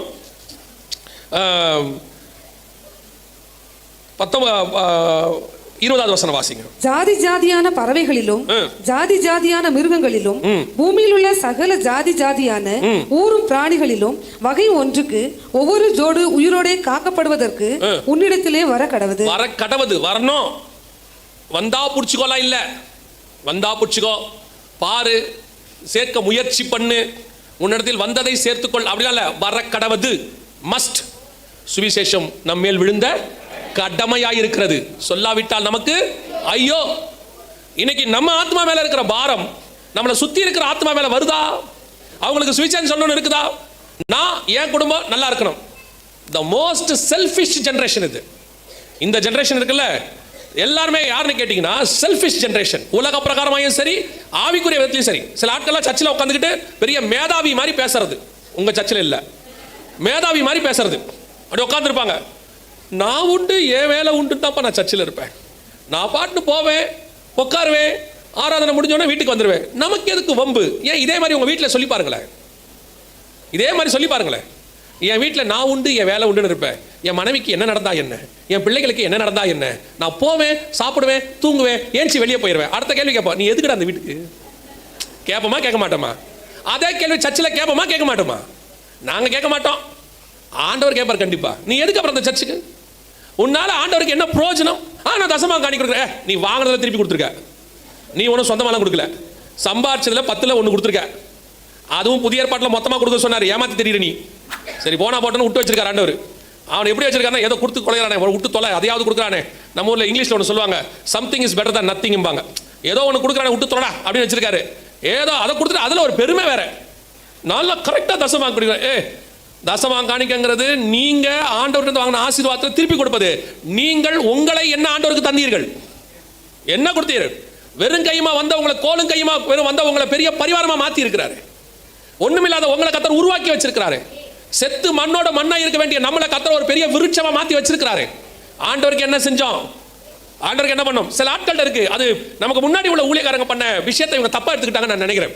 இந்த கிதியோன் ஒரு ஏபோத் செய்வாரு, பின்னாட்கள் அது என்னவாய் மாறிற்று? விக்கிரகம் ஆயிடுச்சு. அவர் நல்லதுக்கு தான் செய்வாரு, ஆனா பின்னாடி என்னவாயிருச்சு? இவன் ஆண்டவர் செஞ்சதே தப்பா மாத்தினவன். ஆண்டவர் சொன்னார் வனாந்தரத்துல ஒரு வெங்கல சர்ப்பத்தை என்ன செய்ய, பின்னாடி அவன் என்னவா மாத்திட்டாத, விக்கிரகம் ஆக்கிட்டால. அந்த மாதிரி போன ஜெனரேஷன்ல ஊழியக்காரங்க என்ன சொன்னாங்கன்னா, ஊழியங்களுக்கு ரொம்ப தேவைகள் இருக்கு, அதனால நீங்க மிஷனரிகளுக்கு கொடுங்க, உங்களால போக முடியாட்டி பரவாயில்ல கொடுங்கன்னு சொன்னாங்க. இவன் என்ன நினைச்சானா, போக முடியாட்டி பரவாயில்லங்கிறத நான் போக மாட்டேன் தரேன்ட்டான். இப்போ அந்த டிஃபரன்ஸ் புரியுதா? இப்ப கொடுத்துட்டா ஊழியம் பண்ணி முடிச்சா மாதிரி இவங்களுக்கெல்லாம் மைண்ட் செட். அதை சில ஸ்தாபனங்கள் பயன்படுத்திக்குது. பரவாயில்ல நீங்க கொடுங்க, நாங்க பண்ணிக்கிறோம், நீங்க மட்டும் எங்களுக்கு கொடுத்துட்டே இருங்க, நாங்க பண்ணிக்கிட்டே இருக்கிறோம், நீங்க அங்க சம்பாதிச்சுட்டே இருங்க, நாங்க வாங்கிக்கிறோம்ன்றாங்க. It's wrong. இது என்னை பொறுத்த வரைக்கும் ராங். கர்த்தர் பணம் இல்லாமல் உன்னை கேட்கவில்லை, கர்த்தருக்கு தேவை நீங்கள் தான். என்ன பண்ணிருக்கலாம்? நம்ம மத்தியாயு பார்த்து ஆண்டவர் என்ன சொல்லிருக்கலாம்? மத்தியாயு சூப்பர்ப்பா, நீ அப்படியே கவர்மெண்ட் வேலை பார்த்துக்கிட்டே இரு, இந்த டாக்ஸ் டிபார்ட்மெண்ட்டை பார்த்துக்க, நான் அப்பப்போ மீட்டிங்கு மட்டும் வந்து போயிடு, நாங்கள் எங்கே போனாலும் எங்களுக்கு டாக்ஸ் நீ கட்டிடு, கர்த்தர் உன்னை பல மடங்கு ஆசீர்வதிப்பார். நீ எங்க 12 பேருக்கு டாக்ஸ் கட்டினால், 11 பேருக்கு டாக்ஸ் கட்டினால் கர்த்தர் உன்னை ஆசீர்வதிப்பார். பேதுரு நல்ல மீன் பிடிச்சிட்ட, இந்த மீனை வித்துக்கோ, இன்னும் 2 போட்டை வாங்கி நம்ம எப்பப்பெல்லாம் ஊழியத்துக்கு வரமோ அப்போ போட் சப்ளை பண்ணு, கர்த்தர் உன்னை பல மடங்கு ஆசீர்வதிப்பார். நாம சாட்சியில் சொல்லுவோம், ஒரு அருமையான மீனவ சகோதரர் இருக்கிறார் பேதுரு, அவர் நமக்காக போட்டு கொடுத்தார், கட்ட 2 போட்டு கொடுத்தார், இப்பொழுது மீனை கொடுத்திருக்கிறார், இன்னும் ஆசீர்வதிப்பார், அவர் பெரிய மீனவனாய் மாறுவார். ஆண்டவருக்கு தேவை மீன் இல்ல, ஆண்டவருக்கு தேவை போட் இல்ல, நீதான். ஆண்டவருக்கு தேவை நம்ம தான். இன்னைக்கு நம்மளை கொடுக்க இங்க ரெடி இல்ல, எதையாவது ஒன்று அனுப்பி விட்டுட்டு திருப்தி, ஓ பிரைஸ் தி லார்ட், அவ்வளவுதான். இறங்கணும், ஸ்தலத்தில் இறங்கணும், களத்தில் கால் வைக்கணும், ஆண்டவருக்காக கையை நீட்டணும், ட்ராக்ஸ் கொடுக்க, ஆண்டவருக்காக குதிங்காலில் கொஞ்சமாவது தேயணும். அதான் அழகா சொன்னாரு, நாட் ஒன்லி பிரேயர், முழங்கால் மட்டும் தேயக்கூடாது, குதிங்காலும் தேயணும். ஆண்டவருக்காக நடக்கணும், ஒரு 4 ஆத்மாவுக்கு போய் சுவிசேஷம் சொல்லணும். கடைசி காலம் உன்னோடு கூட சில ஆட்களையும் உன் பேழைக்குள் சேர்த்துக்கொள். வெறும் கையை ஆண்டவரை பார்க்க போகவே முடியாது. 4 பேர் மட்டும் போய் நின்று நீ யோசிச்சு பாருங்க. உங்களை ஒருத்தர் பெரிய கல்யாணத்துக்கு கூப்பிடுறாரு, நல்ல கல்யாணத்துக்கு போய் பத்திரிக்கையோட போய் நிக்கிறீங்க, நீங்க உங்க பிள்ளைகள் 4 பேர் நிக்கிறீங்க. அவர் போன உடனே அவங்க கையை பார்ப்பாங்களா மாட்டாங்களா? பார்ப்பாங்களா மாட்டாங்களா? நீங்க அப்படியே கையை வைத்து சோத்திரம் பண்ணி பிரைஸ் லார்ட் ஹல்லேலூயா அப்படியே சொல்லு எங்க பந்தி அப்படின்னா அவன் என்ன கேட்பான்? குடும்பத்தை கூட்டிட்டு வெறும் கையா ஒன்று வந்திருக்கு பேர். உடனே கூட கொஞ்சம் சொல்லுவான், அவன் எப்பவுமே அப்படி தாங்க, குடும்பமாக போய் திங்கிறதுக்கு தான் லாய்க்கு, 10 பைசா மொய் எழுத மாட்டான். சொல்லுவாங்களா மாட்டாங்களா? அவன் திருப்பி உங்களுக்கு மொய் எழுதுனா எழுதல, அதெல்லாம் நீங்கள் வேறு நோட் வேறு வச்சிருப்பீங்க வீட்டில், இல்லை யார் யார் எவ்வளோ மொய் எழுதுனா என்ன கணக்கு, திருப்பி அதே அவனுக்கு எழுதிடணும், 10 பைசாவோட எக்ஸ்ட்ரா எழுதக்கூடாது. அவன் சொல்லிடுவாங்க, 1/4 சவரன் போட்டிருக்காண்டே நம்மளும் 1/4 சவரனை போட்டுடணும் அப்படின்ட்டு நோட்டில் எழுதி வச்சா எல்லாம் இருக்கு. சரி இருந்துட்டு போட்டாது உங்க இஷ்டம். அப்போ ஒருத்தனுக்கு கொடுக்கணுன்றது ஒரு கான்செப்ட் தானே. ஒருத்தனை ஹாஸ்பிட்டலில் பார்க்க போறோம்னா ஏதோ ஒன்று வாங்கிட்டு போறோம்ல. ஒரு வீட்டுக்கு சின்ன பிள்ளை இருக்குன்னா நம்ம என்ன செய்யறோம்? ஒரு சாக்லேட்டோ பிஸ்கெட்டோ வாங்கிட்டு போறோம்ல. அப்போ இயேசுவை பார்க்க போறீங்க, பரலோகத்துக்கு என்ன எடுத்துட்டு போவீங்க? குடும்பமா போய் நிற்கும் போது ஆண்டவர் கேட்பாரு, என்ன எடுத்துட்டு வந்த? நாங்கள் வந்துட்டோம். நீ வந்துட்ட, சரி என்ன எடுத்துட்டு வந்த? நாங்கள் வந்ததே பெரிய விஷயம். இதில் என்னத்தை எடுத்துட்டு வர சொல்றியா? நாங்கள் 4 பேர் வரத்துக்குள்ள நாங்கள் பட்ட பாடு இருக்குது. வருவோமா மாட்டோமா வருவோமா மாட்டோமான்னு இருந்துச்சு, கடைசியில் வந்து சேர்ந்துட்டோம். சோத்திரம். இப்போ நீங்கள் பாருங்களேன், உங்களுக்கு சீட்டு ஒதுக்குவாங்க பரலோகத்தில். ஒரு உதாரணத்துக்கு இப்படிலாம் நடக்காது. உடனே நீங்கள் நினைக்காதீங்க பிரதர் பரலோகத்துக்கு போய் பார்த்துட்டு வந்துட்டார். ஏன்னா இப்போ பரலோகத்துக்கு போயிட்டு வரது பெரிய விஷயமா இருக்குது. இப்போ நீங்கள் வேறு நினைச்சாதீங்க பிரதர் பரலோகத்துக்கு போயிட்டாரு. இப்போ சீட்டு ஒதுக்குறாங்க, வாங்க நீங்கள் 4 பேர் கர்த்தருடைய கிருபையினால எஜமானுடைய சந்தோஷத்துக்குள் பிரவேசிங்க, உள்ள வாங்க. சீட் எங்க? லாஸ்ட்டில் கார்னரை பின்னாடி போட்டிருக்கோம். இந்த முன்னாடி சீட்டு அதெல்லாம் பவுலுக்கும் பேதருக்கும் போட்டிருக்கோம். இல்லை பரலோகத்தில் பாரபட்சம் இல்லையே. அவன் ஆத்மாதாயம் பண்ண, நீ என்ன பண்ண? அவன் 13 நாள் அங்கே இருந்தான்ல, கடல் மேலே கடந்தான்ல, அவன் மிலித்தா தீவில் போயிருந்தான், அவன் வந்து மேசிடோனியாவுக்கு போனான், இவ்வளோ ஆத்மாதாயம் பண்ணான்ல, நீ என்ன பண்ண? ஜோம் பண்ண, பின்னாடி உட்காரு. என்ன இப்படி சொல்றீங்க? உன்ன மாதிரி ஜோம் பண்ணவங்களாம் வரிசையாக இருப்பாங்க, எல்லாரும் பின்னாடி உட்காருங்க அப்படின்னு சொன்னால் எவ்வளோ மனசு கஷ்டமாக இருக்கும். எவ்வளவுக்கு எவ்வளவு உங்களுடைய பேழைக்குள்ளே சேர்த்துக்கொள்ள முடியுமோ அவ்வளவுக்கு அவ்வளோ ஆத்மாக்களை சேர்த்துக்கொள்ள வேண்டும். இன்னிலேருந்து ஒரு தீர்மானம் எடுங்க. ஒரு நாளைக்கு ஒருத்தருக்காவது இயேசுவை பற்றி சொல்லணும்னு ஒரு முடிவுக்கு வாங்க. ஒருத்தருக்காவது சொல்லணும்னு முடிவுக்கு வாங்க. பல நேரங்களில் நம்ம எதையுமே செய்யறதில்ல ஆண்டவருக்கு. நம்ம ஏதோ சர்ச்சுக்கு வந்துட்டு போகிறத ஆண்டவருக்கு வந்துட்டு போகிற மாதிரி நினச்சிக்கிறோம். கரெக்டாக நம்முடைய மத ரீதியான கடமையை நிறைவேற்றிட்டோம் அப்படின்னு நினைக்கிறீங்க. பாருங்க, ஆண்டவர் வரும்போது நான் நினைக்கிறத சொல்கிறேன். இந்த பட்டணத்துலேருந்து, இந்த லட்சுமிபுரம் இருக்குது, இந்த சுரண்டைன்னு வச்சுக்கோங்க மொத்தமாக, இந்த பட்டணத்துலேருந்து போகிறவங்க நிறையா இருக்கணுமா, இருக்கிறவங்க நிறையா இருக்கணுமா? வருகையில் போகிறவங்க நிறையா இருக்கணுமா, கைவிடப்பட்டவங்க நிறையா இருக்கணுமா? அப்போ நம்ம தானே வேலை பார்க்கணும் இல்லையா? நம்ம மட்டும்னா நீங்கள் என்ன சொல்கிறீங்க? வரும்போது சொன்னாங்க, இந்த கிராமத்தில் யாருமே இன்னும் ரட்சிக்கப்படல, இந்த கிராமத்துக்குள்ள என்ன சபையே இல்லை இப்படி சொல்கிறாங்க. அப்போ அந்த கிராமத்துக்கு யாருமே என்ன செய்ய மாட்டாங்க? வரமாட்டாங்க. அப்போ நீங்கள் என்ன நினைக்கணும்? அதெல்லாம் விட மாட்டாங்க, அவங்களாம் சுவிசேஷமே சொல்ல முடியாது. என்னங்க, இந்த மொத்த பூமியுமே பிசாசு கண்ட்ரோலில் இருந்துச்சு. அந்த பூமிக்குள்ளே நுழைஞ்சு ஆண்டவர் எவ்வளோ பெரிய ரட்சிப்பை கொண்டாந்து இந்த பூமியே பிசாசை ஜெயிச்சு நம்ம கையில் கொடுத்துட்டு போறாருன்னா, உங்களால் ஒரு கிராமத்துக்குள்ளே போய் ஜெயிச்சு அதை கத்திரத்தை கொண்டு வர முடியாதா? முடியுமா? முடியாதா? இயேசுவே இல்லாத இந்த உலகத்தில் 12 அப்போஸ்தலர்கள் சேர்ந்து இவ்வளோ பெரிய ராஜ்யத்தை கிறிஸ்துவுக்கு என்று உருவாக்குவார்களானால் உங்களாலே என்னாலே ஒரு கிராமத்துக்குள்ள உருவாக்க முடியாது. நீங்க முதல்ல அந்த முடியாதுங்கிறத நிறுத்திட்டு நீங்க நினைக்கணும், இந்த கிராமத்தை கர்த்தர் என் கையில் தந்திருக்கிறார். நான் ஜெபிப்பேன், நான் நடப்பேன், நான் கொடுப்பேன், என்னை தடுக்க ஒருத்தனும் இல்லை. உம்மாலே நான் ஒரு சேனைக்குள் பாய்வேன், உம்மாலே மதிலை தாண்டுவேன், உள்ள போய் ஆத்துமாக்களை கொள்ளை பொருளாய் கொண்டு வருவேங்கிறதான அந்த வைராகியம் முதல்ல உங்களுக்கு வரணும். நல்ல ஞாயிற்றுக்கிழமை முடிஞ்ச உடனே கறியை எடுக்கிறது, சிக்கனை எடுக்கிறது, நேராக போறது இல்லை, வரும்போதே சிக்கன் 65 அப்படியே மீனெல்லாம் அப்படியே நல்லா மசாலா போட்டு வச்சுட்டு வர்றது என்ன ஞானம்?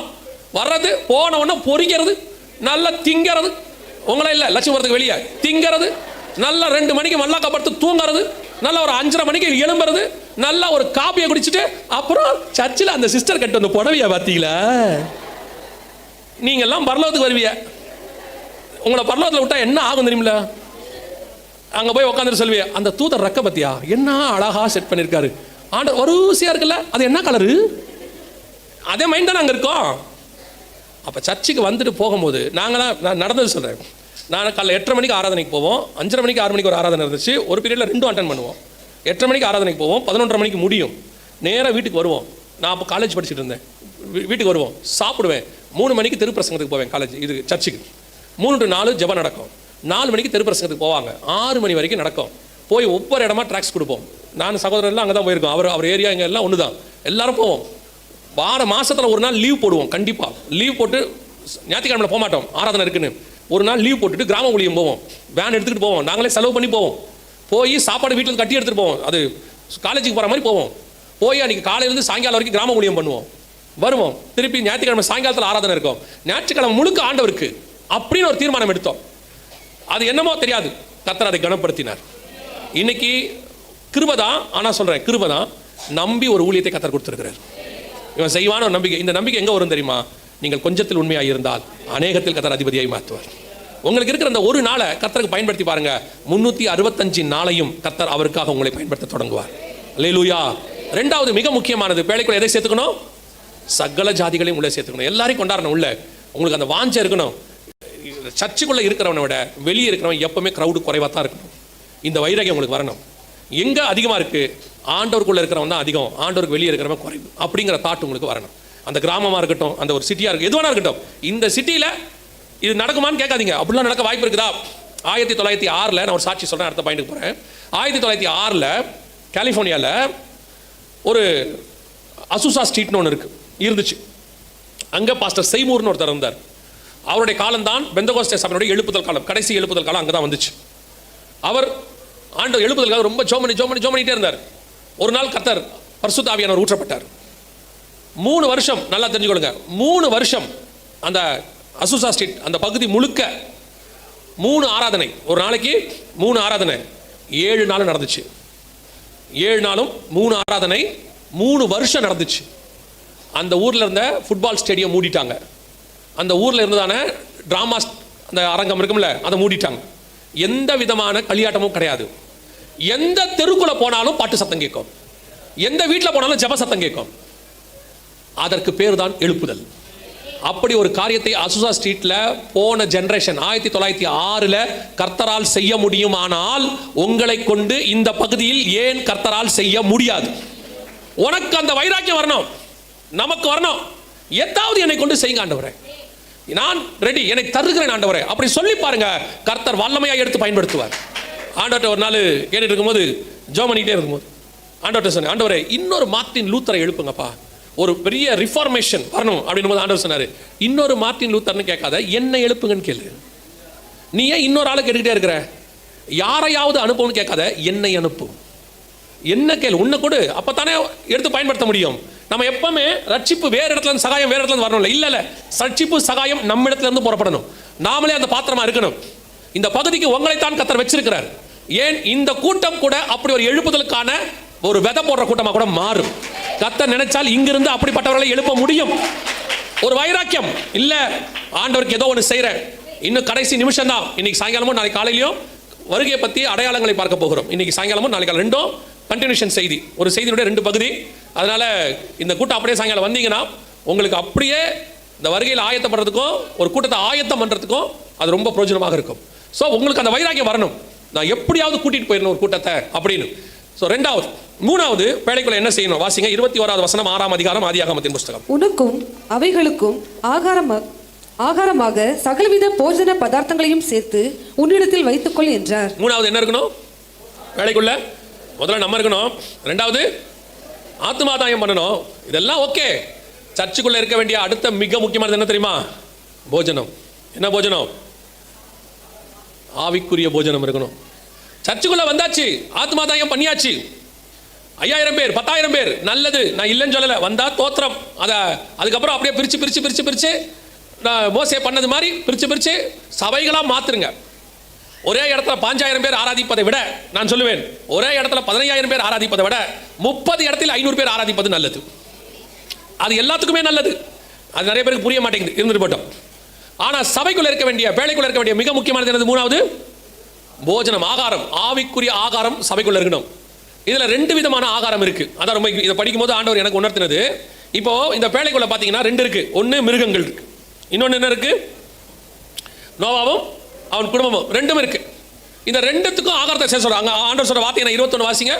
உனக்கும் அவைகளுக்கும் ஆகாரமாக சகலவித போஜன பதார்த்தங்களையும் சேர்த்து 2 விதமான ஆகாரத்தை சொல்றாரு. உனக்கும் அவைகளுக்கும், அதுங்களுக்கும் சாப்பாடு வேணும், உனக்கும் ஆகாரம் வேணும். இப்போ இந்த 2 விதமான ஆகாரம் என்பது எதை குறிக்கிறது அப்படின்னு கேட்டீங்கன்னா, 2 ஆகாரத்தை பத்தி பவுல் பேசுறாரு. ஒன்று, நீங்கள் கிறிஸ்துவுக்குள்ள பிள்ளைகளா இருக்கிறபடினால் பலமான ஆகாரத்தை கொடுக்காம என்ன கொடுக்கிறேன்? பாலை உன்னை கொடுக்கிறேன். ஒன்று லகுவான ஆகாரம், இன்னொன்று பலமான ஆகாரம். இது எதை குறிக்குது அப்படின்னா, இப்போ நீங்க ஞாயிற்றுக்கிழமையில செய்தி கேட்குறீங்கல்ல, ஞாயிற்றுக்கிழமையில செய்தி கேட்குறீங்களா, இது எல்லாமே பால், லகுவான ஆகாரம். ஆனால் நீங்க என்ன நினச்சிக்கிட்டீங்கன்னா இதுதான் பலமான ஆகாரம் நினச்சிக்கிட்டீங்க. வா ஞாயிற்றுக்கிழமை செய்தி கேட்டுட்டோம், சோத்திரம். இல்லை, ஞாயிற்றுக்கிழமை ஆகாரம் தேவை. இப்போ இதிலே நீங்கள் எடுத்துக்கிட்டீங்கன்னா ஆண்டவர் சொல்லும்போது உங்களுக்கு ஒரு புரிதலுக்காக சொல்கிறேன். ஆதியாகமத்தின் புஸ்தகம் 1ஆம் அதிகாரம் 30வது வசனம் வாசி. பூமியில் உள்ள சகல மிருக ஜீவன்களுக்கும் ஆகாயத்தில் உள்ள சகல பறவைகளுக்கும் பூமியின் மேல் ஊறும் பிராணிகள் எல்லாவற்றிற்கும் பசுமையான சகல பூண்டுகளையும் ஆகாரமாக கொடுத்தேன் என்றார். இது அவங்களுக்கு ஆகாரம். இது மனுஷனுக்கு இப்போ என்ன சொல்றாரு பாருங்களேன். இப்போ வாசிங்க 3ஆம் அதிகாரம் 18வது வசனம். அது உனக்கு முள்ளும் குறுக்கும் முளைப்பிக்கும் வெளியின் பயிர் வகைகளை புசிப்பாய். இப்போ இது சாப்பிட்றதுக்கும் அவங்க சாப்பிட்றதுக்கும் என்ன இருக்குது? ரெண்டும் வெஜிடேரியன் தான். ரெண்டும் என்னது? வெஜிடேரியன் தான். ஆனால் அவங்களுக்கு பயிர் வகைகள், மனுஷனுக்கு, இவங்களுக்கு புல்லும் பூண்டும். இந்த புல்லு பூண்டுங்கிறது இப்போ புல்லு உங்களுக்கு தெரியும், சாஃப்டான ஆகாரம். மிருகங்கள்லாம் இன்றைக்கும் மிருகங்களாக தான் சாப்பிடுது. இந்த பயிர் வகைங்கிறது கொஞ்சம் சமைச்சு சாப்பிடணும். அதை என்ன செய்யணும்? ரெடி பண்ணி எடுத்து, இப்போ மண்ணாங்கிறது பார்த்தீங்கன்னா அதை கொண்டு வந்து அவங்க சமைச்சு சாப்பிடணும், இடித்து சமைச்சு சாப்பிடணும். அதே நேரத்தில் தண்ணிங்கிறது சமைக்க வேண்டாம், அப்படியே எடுத்து என்ன செஞ்சுக்கலாம்? குடிச்சிக்கலாம். 2 வகையான ஆகாரம் இருக்கும். அதே மாதிரி தான் சபைக்குள்ள ஒன்று. இப்போ ஞாயிற்றுக்கிழமை, நான் உங்களுக்கு புரியறதுக்காக சொல்கிறேன், ஞாயிற்றுக்கிழமை ஒரு ஆகாரம் சாப்பிட்றோம். இது எல்லாருக்குமான பொதுவான ஆகாரம். இது என்ன ஆகாரம்? புதுசாக வரவங்களுக்கு இருக்கும், பழசாக வரவங்களுக்கு இருக்கும், பின்மாற்றம் அடைகிறவங்களுக்கு இருக்கும், குழந்தைகளுக்கு இருக்கும், யங்ஸ்டர்ஸ்க்கு இருக்கும், வயசான அத்தனை பேருக்கும் சேர்த்து ஞாயிற்றுக்கிழமை என்ன இருக்குது? ஒரே சாப்பாடு, அவ்வளோதான். இந்த சாப்பாடு நார்மலாக எல்லாருக்கும் பொதுவாக ஏற்றுக்கொள்ளுகிற ஒரு சாப்பாடு. அதான் பால் மாதிரி. பால் யார் வேணாலும் என்ன செய்யலாம்? குடிக்கலாம். எல்லாருக்கும் ஊற்றுப்பா, அத்தனை பேருக்கும் கொடு. இப்போ ஞாயிற்றுக்கிழமை வரீங்க, 3/4 மணி நேரம் 1 மணி நேரம் செய்தி. இந்த 1 மணி நேரம் செய்தியை கர்த்தர் என்ன பண்ணுறாரு? பிரித்து எல்லாருக்கும் மொத்தமாக கொடுக்குறாரு. எல்லாரும் குடிக்கிறீங்க. ஓய், ஞாயிற்றுக்கிழமை எல்லாருக்கும் கொடுக்குறாரு. பிரித்து எல்லாரும் குடிக்கிறோம், சாப்பிட்றோம். அவங்கவுங்களுக்கு கொஞ்சம் கொஞ்சம் அதில் இருக்குது, ஆளுக்கு பிச்சு எடுத்துக்கிறோம். ஆனால் இதை தாண்டி இன்னொன்று இருக்குது, பலமான ஆகாரம், பயிர் வகை. அது என்ன தெரியுமா? அதுதான் நீங்கள் வசனத்தை தியானித்து பெற்றுக்கொள்வது. அதுதான் நீங்கள் செய்யக்கூடிய பைபிள் ஸ்டடி, வேத பாடம், கர்த்தரத்திலிருந்து பெற்றுக்கொள்ள. இரவும் பகலும் அவருடைய வேதத்தில் தியானமாக இருக்கிற மனுஷன் பாக்கியவான். இது பலமான ஆகாரம். 2ம் சர்ச்சுக்குள்ளே இருக்கணும். இன்னைக்கு சபை ஒரு ஆகாரத்துக்குள்ளே போயிட்டு இருக்குது, லகுவான ஆகாரம். வர்றவங்களை அப்படியே சாட்டிஸ்ஃபை பண்ணி, அப்படியே ஞாயிற்றுக்கிழமையானா அப்படியே ஒரு ஆசீர்வாத செய்தி பேசி அவங்கள திருப்திப்படுத்தி ஒரு வாக்கு தத்தத்தை கொடுத்து ஒரு ஜபத்தை முடிச்சு, இதை தான் நீங்களும் எதிர்பார்க்குறீங்க.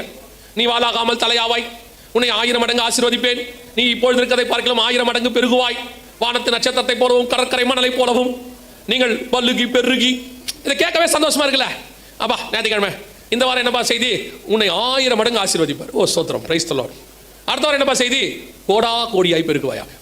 போன வாரம் 1000, இந்த வாரம் கோடா கோடி. பிரைஸ் தி லார்ட், ஹல்லேலூயா. இது கேட்க சந்தோஷமா இருக்கு. இதை நான் இல்லைன்னு சொல்லலை, இது ஒரு காலகட்டத்தில் நமக்கு தேவைப்படுகிறது. பிள்ளைக்கு பால் எப்போ வரைக்கும் கொடுப்போம்? அது ஒரு குழந்தையா இருக்கிற வரைக்கும் நம்ம பால் கொடுப்போம். அது வளர்ந்த பிறகு நம்ம என்ன செய்ய மாட்டோம்? ஸ்கூலுக்கு போகும்போது மத்தியானத்துக்கு ஒரு புட்டியில் பால் போட்டு நெஸ்லேவை கலக்கி கொண்டு போவோம். இது மத்தியானத்துக்கு இந்த பாட்டில் குடி, அப்புறம் இன்டர்வெல்ல இந்த குட்டி பாட்டில் குடி, அப்புறம் சாயங்காலம் ரிட்டர்ன் ஆகும்போது இந்த பாட்டில் குடி. அவன் அப்படியே குடிக்கிறானே வச்சுப்போம். மத்தியானம் எல்லாரும் உட்காந்து சாப்பிடும் போது அப்படின்னு உட்காந்துருக்கான்னு வச்சுங்க. கூட இருக்கவன் என்ன சொல்லுவான்? ஏண்டா 5வது படிக்கிற இன்னுமாடா பால் பாட்டிலில் குடிக்கிற? எங்கள் அம்மா சொல்லியிருக்காங்க, நீ சின்ன வயசுலேருந்து உனக்கு இது போதும், இந்த பால் பாட்டிலே போதும் அப்படின்னா அவன் சொல்லுவான், மரியாதை வர மோக்கரு, எங்களையும் நீ கெடுத்துறாத இல்லையா? எல்லாரும் சாப்பிடும் போது அப்படி உட்காந்து சாப்பிடும் போது நம்ம என்ன செய்வோம்? யார் யார் என்ன சாப்பாடுன்னு பார்ப்போம்ல. அதே மாதிரி ஒரு காலகட்டத்துக்கு அப்புறம் ஆகாரம் என்ன ஆகணும்? திடமான ஆகாரத்துக்கு மாறணும். இன்னும் இந்த ஆசீர்வாதம், இந்த பலிக்கு பெருகுவேன், இந்த அப்படி இருப்பேன், உன் வியாபாரத்தை ஆசீர்வதிப்பேன், அதெல்லாம் ஆண்டவர் என்னைக்கோ செஞ்சு முடிச்சிட்டார் நமக்கு. உண்மை உள்ள மனுஷன் பரிபூர்ண ஆசீர்வாதங்களை பெறுவான். அதை யார் என்ன செய்ய முடியும்? அதை கொடுத்துட்டாரு. இப்போ எப்படி ஆகணும் தெரியுமா? ஆண்டவரே, உடைய வேதத்தின் மகத்துவங்களை பார்க்கும்படி என் கண்களை திறந்தருளும், அதிசயங்களை பார்க்கும்படி என் கண்களை திறந்தருளும். ஒரு காலம் வந்துச்சு, நேச்சாருக்கு சொப்பனத்துக்கு விளக்கம் கொடுத்துட்டு இருந்தார் இவர் உட்காந்து. யாரு? தானியல். அது என்ன சொப்பனம்? இந்த சொப்பனம் அதான்ப்பா இதா. தானியல் எப்போ பார்த்தாலும் இப்போ ஒரு குரூப் இருக்கு, அது உனக்கு கிடைச்சிருச்சுன்னா உடனே சொப்பனத்துக்கு பதில் சொல்ற ஆளா மாறிடுது. அப்புறம் சொப்பனம் பார்க்க ஆரம்பிச்சிருது. நான் ஒரு சொப்பனம் பார்த்தேன். இந்த சர்ச்சில் இந்த சொப்பனம் பார்க்குற ஆளு பார்த்தா செம்ம டென்ஷன் ஆகும் எனக்கு. நீங்கள் சொப்பனம் பாருங்க, உங்களை வேணாம்னு சொல்லலை. எப்போ பார்த்தாலும் சொப்பனம் பார்த்துக்கிட்டே இருந்தா எப்படி? இல்லையா? யோசேப்பு சொப்பனத்துக்கு பதில் சொன்னார். 2 சொப்பனத்துக்கு தான் பதில் சொன்னார். ஒன்று அவர் பார்த்தாரு, அதுக்கே சொப்பனக்காரன்ட்டான். இன்னொன்று பார்வன் பார்த்தாரு. அந்த இவனுங்களுக்கு ஜெயிலில் வரும் 2 பேர், மொத்தமே 2 சொப்பனத்துக்கு தான் அவர் விளக்கம் கொடுத்தாரு. அவ்வளோதான், முடிஞ்சிருச்சு. இப்போ யோசிச்சு பாருங்க, யோசேப்பை எப்போ பார்த்தாலும் பார்வன்ட்ட நான் ஒரு சொப்பனம் பார்த்தேன். இப்போ யோசேப்பை வரனாலே பார்வன் என்னமோ சொல்ல போறான்டா, இப்போ ரெடியா இருங்கடா, அப்படி ஆயிருமா இல்லையா? இன்னைக்கு ஒரு குரூப் அப்படி இருக்கு. எதுக்கு எடுத்தாலும் எனக்கு ரொம்ப ஆச்சரியமான ஒரு விஷயம் என்னன்னா, எசேக்கியேல், எரேமியா, ஏசாயா, அப்புறம் வந்துட்டு எலியா, இவங்ககிட்டலாம் கர்த்தர் போய் பாருங்க, ஒரு மிஞ்சி போச்சுன்னா ஒரு 10 விஷயம் 20 விஷயம் தான் மொத்தமே பேசியிருக்கிறார். எலியா கிட்டலாம் 4-5 விஷயம் தான். ஏசாயா கிட்ட தான் கொஞ்சம் அதிகமாக பேசியிருக்கிறார். எரேமியா கிட்ட பார்த்தீங்கன்னா அவர் பார்த்த தீர்க்க தரிசனங்கள் கொஞ்சம் தான், ஆனால் அவர் வாழ்க்கையில் நடந்த பிரச்சனைகள் ஜாஸ்தி. அதான் மொத்த புக்காக இருக்கும். தானியேல் போய் பாருங்க, மொத்தமே ஒரு 8-10 தான் மொத்தமே இருக்கும். 2ஆம் அதிகாரத்தில் நேபுகாத்நேச்சாருக்கு சொப்பனத்தை சொல்லுவார். 3ஆம் அதிகாரத்தில் நேபுகாத்நேச்சார் சிலையை செஞ்சிருவார். 4ஆம் அதிகாரத்தில் திருப்பி இன்னொரு சொப்பனத்துக்கு விளக்கம் கொடுப்பாரு. 5ஆம் அதிகாரத்தில் இவரை தூக்கி என்ன பண்ணுவாங்கன்னா, பெல்ஷாத்சாரோட பிரச்சனை ஒன்று வரும், அதுக்கு அந்த எழுதுனதுக்கு ஒரு விளக்கம் கொடுப்பாரு. 6ஆம் அதிகாரத்தில் சிங்கக்கபி. 7ஆம் அதிகாரத்தில் பார்த்தீங்கன்னு சொன்னால் 4 மிருகம், அதுவே விளக்கம் அவருக்கு தெரியாது, ஆனவர் போய் கேட்பாரு. 8ஆம் அதிகாரத்தில் 2 ஆட்டுக்குட்டிகளை பற்றி 2 கொம்புல ஆட்டுக்கடா வெள்ளாட்டுக்கடா பற்றி பார்ப்பாரு. 9ஆம் அதிகாரத்தில் பார்த்தீங்கன்னா 70 வாரத்தை பற்றின கணக்கு ஒன்று இருக்கும். அடுத்து 10ஆம் அதிகாரத்தில் ஜெபம் இருக்கும். 11ஆம் அதிகாரத்தில் தென்திசை ராஜா வடதிசை ராஜா. மொத்தமே இவ்வளோ தான். மிஞ்சி போச்சுன்னா 8-10 இருக்கும். ஆனால் நம்ம சபையில் இருக்கிற தானியேல்களை பார்த்தீங்கன்னா டெய்லி நான் சொல்கிறான், பார்க்கும்போதெல்லாம் சொல்கிறான், பார்க்குற ஆளுக்கெல்லாம் சொல்கிறான், உங்கள் வீட்டுக்கு மேலே ஒரு பாம்பு சுற்றிக்கிட்டே இருக்கு. அப்புறம் என்னமோ தெரியல, ஜோம் பண்ணிங்க. இவன் போய் தூங்கிட்டான். இவன் எவனுக்கு சொன்னானா அவன் தூங்கவே இல்லை. அவன் அப்படியே யோசிக்கிறான், எந்த பாம்பாக இருக்கும். இதை சொல்லிட்டு போனோம்னா மாமியார் வருது. இந்த அம்மாவுக்கு இந்த பாம்பாக இருக்குமோ, எந்த பாம்பாக இருக்கும். எதுக்கு? டிஜே சங்கல் அழகாக சொல்லுவாங்க ஒரு வார்த்தை, நான் அதை எப்போவுமே மனசில் வச்சுருக்கேன், இன்ன வரைக்கும் எனக்கு வச்சுப்பேன். டிஜே சங்கல் அழகாக சொல்லுவாங்க, தீர்க்க தரிசனம், சொப்பனம் எல்லாமே ஒருத்தரை பயமுறுத்துவதுக்கு அல்ல, அவனை அந்த பயத்திலிருந்து வெளியே எடுப்பதற்கு. உன் வீட்டில் மந்திரம் பண்ணுறாங்கன்றத சொல்கிறதுக்கு ஆளே தேவையில்லை, மந்திரத்தை எடுக்கிறதுக்கு தான் ஆள் தேவை. அதுதான் உண்மையிலே சரியான ஊழியம். ஒருத்தரை பயமுறுத்துறதுக்கு எதுக்கு ஊழியம்? ஏதோ ஒன்று மந்திரிச்சு வச்சுட்டாங்க, என்னமோ நடக்க போகுதுன்ட்டு போயிடுவான். என்னமோ நடந்துட்டு போகுது, அதையே வந்து சொன்னேன், வேணா போய் ஜோம் பண்ணு. நீ என்ன சொல்ல வர? பயப்படாத, ஆண்டவர் உனக்கு சொல்றாரு, ஏதாவது இருந்தால் சரி பண்ணிக்கோ, கர்த்தர் உன்னை காப்பாற்ற விரும்புகிறார். இதுதான் சரியான விஷயம். பாலகிச்சோ சொல்லுவார், அவருடைய புஸ்தகத்தில் எழுதியிருக்காரு, அழகாக எழுதியிருக்காரு தேவ மனுஷன். என்னுடைய பிரசங்கங்கள் பாசிட்டிவாகத்தான் இருக்கும், நெகட்டிவாக இருக்காதும்பார். இயேசு நியாயம் தீர்க்கிறவர், மாற்றுக்கிறதே இல்லை. ஆனால் அதிலிருந்து உன்னை தப்பித்து பரலோகத்துக்கு கொண்டு போக விரும்புகிறவர், அதுதான் முடிவு. அழிக்கிறாருங்கிறது இல்லை, அழிவிலிருந்து காப்பாற்றுகிறார். இயேசு கிறிஸ்துவே நம்மளை மீட்கிறதுக்கு தானே வந்தார். இன்னைக்கு நம்ம என்ன செஞ்சுட்டு இருக்கிறோம்? ஒரு குரூப் உட்காந்துக்கிட்டு வசனங்கிற பேர்ல விசுவாசிகளுக்கு நான் சொல்றேன், இந்த வேதாகமம் முழுவதும் உங்களை தூக்குவதற்காக கொடுக்கப்பட்டதே ஒழிய உங்களை கீழே தள்ளுவதற்காக கொடுக்கப்படவே இல்லை. இதுல ஒரு வசனம் கூட உன்னை கொல்லாது, அத்தனை வசனமும் உன்னை ஜீவனாய்த்தான் மாற்றும். ஏன்னா இது நித்திய ஜீவ வசனம். இன்னைக்கு இந்த வசனத்தை தியானிங்க. ஒரு குரூப் இருக்கு, அப்படியே லகுவான வசனத்தோடயே ஓடி முடிச்சணும்னு நினைக்கிறாங்க. ஏன் வந்து நமக்கு எதுங்க வந்தோம், ஞாயிற்றுக்கிழமை உட்காந்தோம், அதுவும் எப்படி உட்காந்துருமா தெரியுமா? ஞாயிற்றுக்கிழமை 3/4 மணி நேரம் செய்தி, 1/2 மணி நேரம் செய்தினா அதுலயே 20 நிமிஷம் தூங்குறா. அப்படியே இவனை எழுப்பத்துக்கு வர நாங்கள் ஒரு அலாரம் வச்சிருக்கோம் சர்ச்சில். அந்த அலாரத்துக்கு பேர் என்ன தெரியுமா? என் ஆத்மாவே கர்த்தரை சோத்திரை. எப்படியாப்பட்ட ஆளை எஞ்சிடறான், அவ்வளோதான் முடிஞ்சிருச்சா அப்படிங்கிறான். 1/2 மணி நேரம் செய்தியில் உட்காந்து தூங்குறீங்க, எப்படி நீங்கள் பரலோகத்துக்கு போவீங்க? உங்கள் பையனை பார்த்து என்ன சொல்கிறீங்க? 8 மணி நேரம் ஸ்கூலுக்கு போயிட்டு வரான், காலைல 7 மணி 8 மணிக்கு போயிட்டு சாயங்காலம் 5 மணிக்கு தான் வரான். 8 மணி நேரம் ஸ்கூலுக்கு போயிட்டு வரான், வந்தவொடனே என்ன சொல்கிறீங்க? முகம் கை காலை கழுவிட்டு படி சொல்கிறீங்களா இல்லையா? அவன் தான் 8 மணி நேரம் படித்தானே, சொல்லுங்களேன். 8 மணி நேரம் படித்து விட்டாய் மகனே, படிப்பு போதும், அதை தூக்கி மூட்டை கட்டு, வா நாம் சந்தோஷமாய் விளையாடுவோம் சொல்கிறீங்களா நீங்கள்? அவன் சரி, அதுக்கப்புறம் வந்த உடனே கொஞ்சம் 90லேருந்து 80 எடுத்தா போச்சா, 80ஆ? அதில் அந்த அம்மா திட்டத்தை பார்த்தா எனக்கு இன்னுமே பாவமாக இருக்கும். சில அம்மா மகள் திட்டுது, எனக்கு அது பாவமாக இருக்கும். அந்த அம்மா திட்டுறதை. சாப்பாட்டுக்கு வழி இல்லாதவங்களாம் நல்ல மார்க் எடுக்கிறான், 3 வேளை தின்னுட்டு மார்க் இல்லை. சாப்பாட்டுக்கும் மார்க்குக்கும் சம்மந்தம் இருக்கா? நீங்கள் சொல்லுங்கள், சாப்பாட்டுக்கும் மார்க்குக்கும் சம்மந்தம் இருக்கா? இன்னும் நல்லா புரிஞ்சுக்கோங்க, 3 வேளை சாப்பாடு போட்டிங்கன்னா மார்க் வராது. காலையில் போகும்போதே முட்டை தோசை போட்டு அனுப்புனீங்கன்னா அவன் எப்படி படிப்பான்? அவன் நல்லா போய் தூங்குறான். அப்புறம் மத்தியானம் ஏந்திரிச்ச உடனே உள்ளுக்குள்ள நல்லா அவிச்ச முட்டை ஒன்று இருக்கு, நல்லா தக்காளி சாதம் எலுமிச்சை சாதம் போட்டு நல்லா போட்ட உடனே மத்தியானம் மறுத்து நல்லா தூங்குறான். நல்லா ஒரு 3 அதான் மத்தியானம் பீரியட்லாம் பொண்ணுங்க பிள்ளைங்க எப்படி உட்காந்துருக்கு ஸ்கூலில்? நிறைய பேருக்கு அப்படிதான் உட்காந்துருக்கு. அதுக்கு எல்லாம் மங்களா தெரியுது. அது வீட்டில் வந்து தெரியாமல் சொல்லுது, எனக்கு வர வர கண்ணே சரியா தெரியும். பிரச்சனை அது இல்லை, அது போய் உட்காந்துக்கிட்டு இப்படியே பார்க்குது. அவங்க வேற சம்மந்தம் இல்லாமல் அங்கே உட்காந்துக்கிட்டு ஃபெர்ரிக் ஆசிட் ஃபெர்ரோக் ஆசிட்னா அது அப்படியே ஐயோ நிறைய பேர் கேட்குறான், இதெல்லாம் உங்களுக்கு எப்படி தெரியும்? நான் சயின்ஸ் ஸ்டூடெண்ட்டு. மத்தியானத்துக்கு மேலே அவங்க எந்த பாடமும் என் மண்டையில் ஏறாது. அது வேற எங்கள் ஸ்கூலில் நான் படித்ததில் இந்த காலையில் இங்கிலீஷ் தமிழ்லாம் வச்சுருவாங்க. காலையிலேயே இங்கிலீஷ் சப்ஜெக்ட்லாம் வச்சுட்டு மத்தியானத்துக்கு மேலே தான் கெமிஸ்ட்ரி பயாலஜி வைப்பாங்க. அவங்க எடுக்கிறவங்க அது சொல்லவே முடியாது, அவங்களாம் பயங்கரம். மேனே மேனே தக்கேல் உபாசின்னு அவங்க எழுதுறது நமக்கு ஒன்றும் புரியாது. அது அப்படியே இருக்கும். CH2 O2 F2 M2பாங்க. ஏன்டா எனக்கு ஃபஸ்ட்டு ஏன் இவங்க ஆல்ஃபபெட்டை தப்பாக எழுதுறாங்க, ABCD இப்படிலாம் எழுதுறோம், ஏன் தப்பாக எழுதுறாங்க, இப்படி யோசிச்சுட்டு உட்காந்துருப்பேன். அப்படியே எழுதுவாங்க. எழுதிவிட்டு அவங்க ஒரு பாடம் நடத்துவாங்க பாருங்க, அரை கண்ணு முக்கா கண்ணா இருக்கும். அப்படி மார்க் எப்படி வரும்? சரி, வீட்டுக்கு வந்தாச்சு. வந்த உடனே மார்க் குறைவாக இருக்குது, நம்ம நீட்டுக்கு போனோம், சதுரத்துக்கு போனோம், நம்ம வந்து முக்காலுக்கு போனோம், ஸ்கொயருக்கு போகணும்னு சொல்லி அதுக்கு ஒரு டியூஷன். ஒரு வருஷம் பாஸ் பண்ணுறதுக்கு ஒரு நாளைக்கு 8 மணி நேரம் 10 மணி நேரம் படிக்கணும்னு உங்களுக்கு தெரியுத. இந்த பூமியை கிராஸ் பண்ணி பரலோகத்துக்கு போகிறதுக்கு இந்த பைபிளை எவ்வளோ படிக்கணும் தெரிய வேணா? ஆண்டவர் சொன்னார், நீங்கள் அளக்கிற அளவின்படி உங்களுக்கு.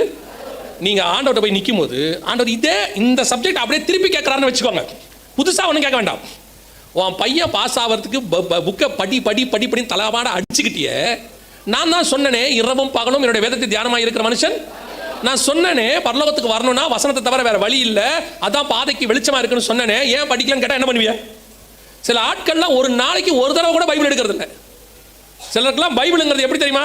இந்த பேக்கெட்டில் ஒரு பேனா வச்சிருப்பாங்கல்ல, அந்த மாதிரி எழுதுறானோ இல்லையோ பேனா எடுத்து சொல்லிடுவான். அந்த மாதிரி கையில் ஒரு பைபிளோட வரது சர்ச்சுக்கு, அது கம்பீரமாக அந்த உட்காந்துருக்கிறது, அப்புறம் முன்னாடி வைக்கிறது, அப்புறம் எடுத்துக்கிட்டு வீட்டுக்கு போகிறது, போன உடனே அதை தூக்கி எங்கேயாவது போட்டுறது. திடீர்னு பாஸ்டர் வந்துட்டு சர்ச்சுக்கு வீட்டில் வந்து ஏதாவது வீட்டு ஹவுஸ் விசிட்டிங் வந்துட்டு எங்க பைபிள் எடுங்க, ஒரு சங்கீதம் வாசிக்கலாம்னா குடும்பமாக பைபிள் தேடுது. பைபிள் எங்க பைபிள் டெய்லி படிச்சா தானே இருக்கும். அப்புறம் ஓடி போய் ஒரு பைபிள் எடுத்துட்டு வருவாங்க. அந்த பைபிள் அவங்க கொடுக்கும்போது நான் பார்த்துருக்கேன் பாருங்க, செம கோமா வரும். இந்த மேலே இருக்கிற தூசி இப்படி தொடச்சு கொடுப்பாங்க. அப்புறம் அந்த பைபிள் என்ன இருக்குது அது வரைக்கும் எடுக்கவே இல்லை அவனுங்க. ஆனால் சர்ச்சில் ஜோம் பண்ணும்போது ஆண்டவராக இயேசு கிறிஸ்து வரும்போது முதலாவது குடும்பத்தோடு கூட நாங்கள் ஒரு பயிலும் போக மாட்டான். பைபிளும் வாசிக்க மாட்டீங்க, ஜபமும் பண்ண மாட்டீங்க, ஊழியமும் பண்ண மாட்டீங்க. ஞாயிற்றுக்கிழமை 1 மணி நேரம் வந்துட்டு போயிட்டா பரலோகத்துக்கு போயிடலாம். எவன் சொன்னான்?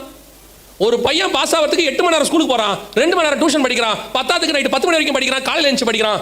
அவனே 80 மார்க்கு 90 தான் எடுக்கிறான். நீங்க வாரத்துக்கு ஒரு நாள் வந்துட்டு பரலோகத்துக்கு போயிடுற நம்பிக்கை இருந்தால் எப்படி? தயவு செய்து நன்றாய் புரிந்து கொள்ளுங்கள். உன்னுடைய பேழைக்குள்ள உனக்கு தேவையான ஆகாரம் இருக்கணும். உனக்கு தேவையான ஆகாரம் இருக்கணும். அந்த பலமான ஆகாரம் தான் கொண்டு போகும்.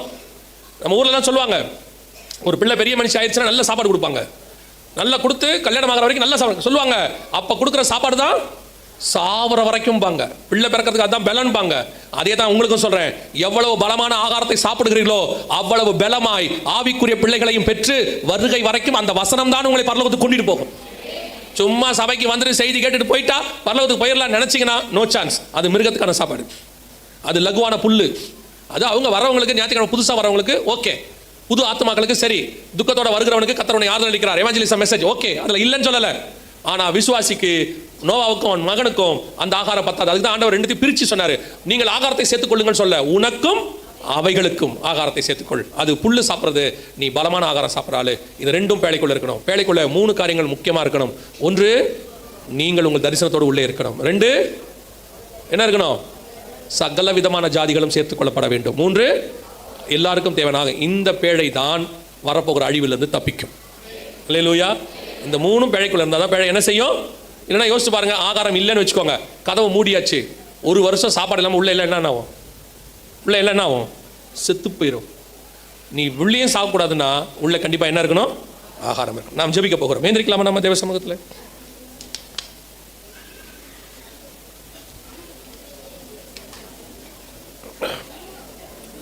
ஒரு 5 நிமிஷம் மாத்திரம் ஜெபம் பண்ண போகிறோம். Thank you Jesus. நன்றி ஆவியானவரே, நன்றி ஆவியானவரே. கிருபை கிருபை கிருபை. ஒப்பு கொடுப்போம்.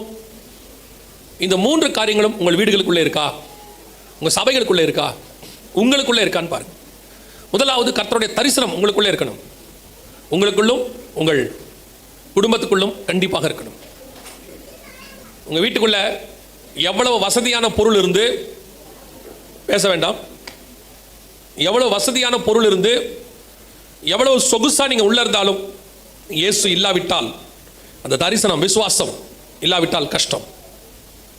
2வது, உங்க வீட்டுக்குள்ள நல்ல ஆகாரம், கர்த்தருடைய வார்த்தை இருக்கணும். வெறும் வசனத்தை அட்டையில மாற்றுறது பிரயோஜனம் இல்லை. அந்த வசனம் இருதயத்துக்குள்ள இருக்கணும். எல்லா பக்கமும் வசனத்தை மாட்டிட்டா பிசாசு வராதுன்னு அர்த்தம் இல்லை.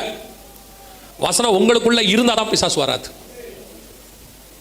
கடைசியாய், நம் பேழைக்குள்ள சகல விதமான ஜாதிகளையும் சேர்த்துக் கொள்ளணும். எல்லாம் ஜோடு ஜோடா உள்ள வரணும். குடும்பம் குடும்பமாக ஆத்துமாக்கள் உள்ளே வரணும்.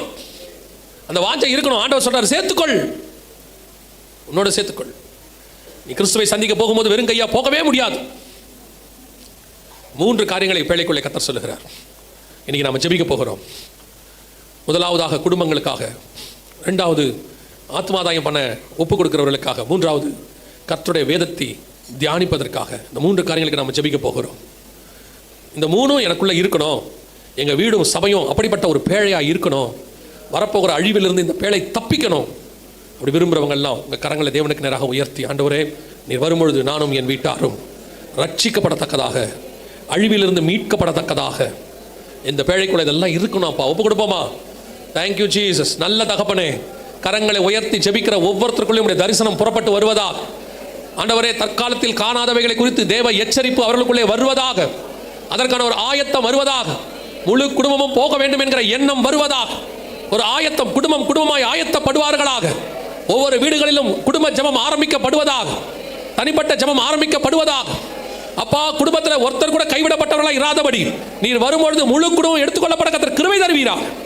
Thank you Jesus. 2வதாக ஆண்டவரே, கரங்களை உயர்த்தி ஜெபிக்கிற ஒவ்வொருத்தரும் ஆத்துமாதாயம் பண்ணுகிறவர்களாக, அநேகருக்குமே அறிவிக்கிறவர்களாக, சந்திக்க வரும்போது வெறுங்கையாய் வராதபடி, சந்திக்க வரும்போது திரளான கூட்டத்தை கொண்டு வருகிறவர்களாக, ஒரு சமாரிய ஸ்திரீயை போல, ஒரு மரியாளை போல, ஆண்டவரே ஒரு பிசாசு பிடிச்ச மனுஷனுடைய கிராமத்தை போல ஒரு கூட்டத்தை கொண்டு வந்து இடத்துல ஒப்படைக்க கர்த்தர் கிருபை பாராட்டுங்கப்பா.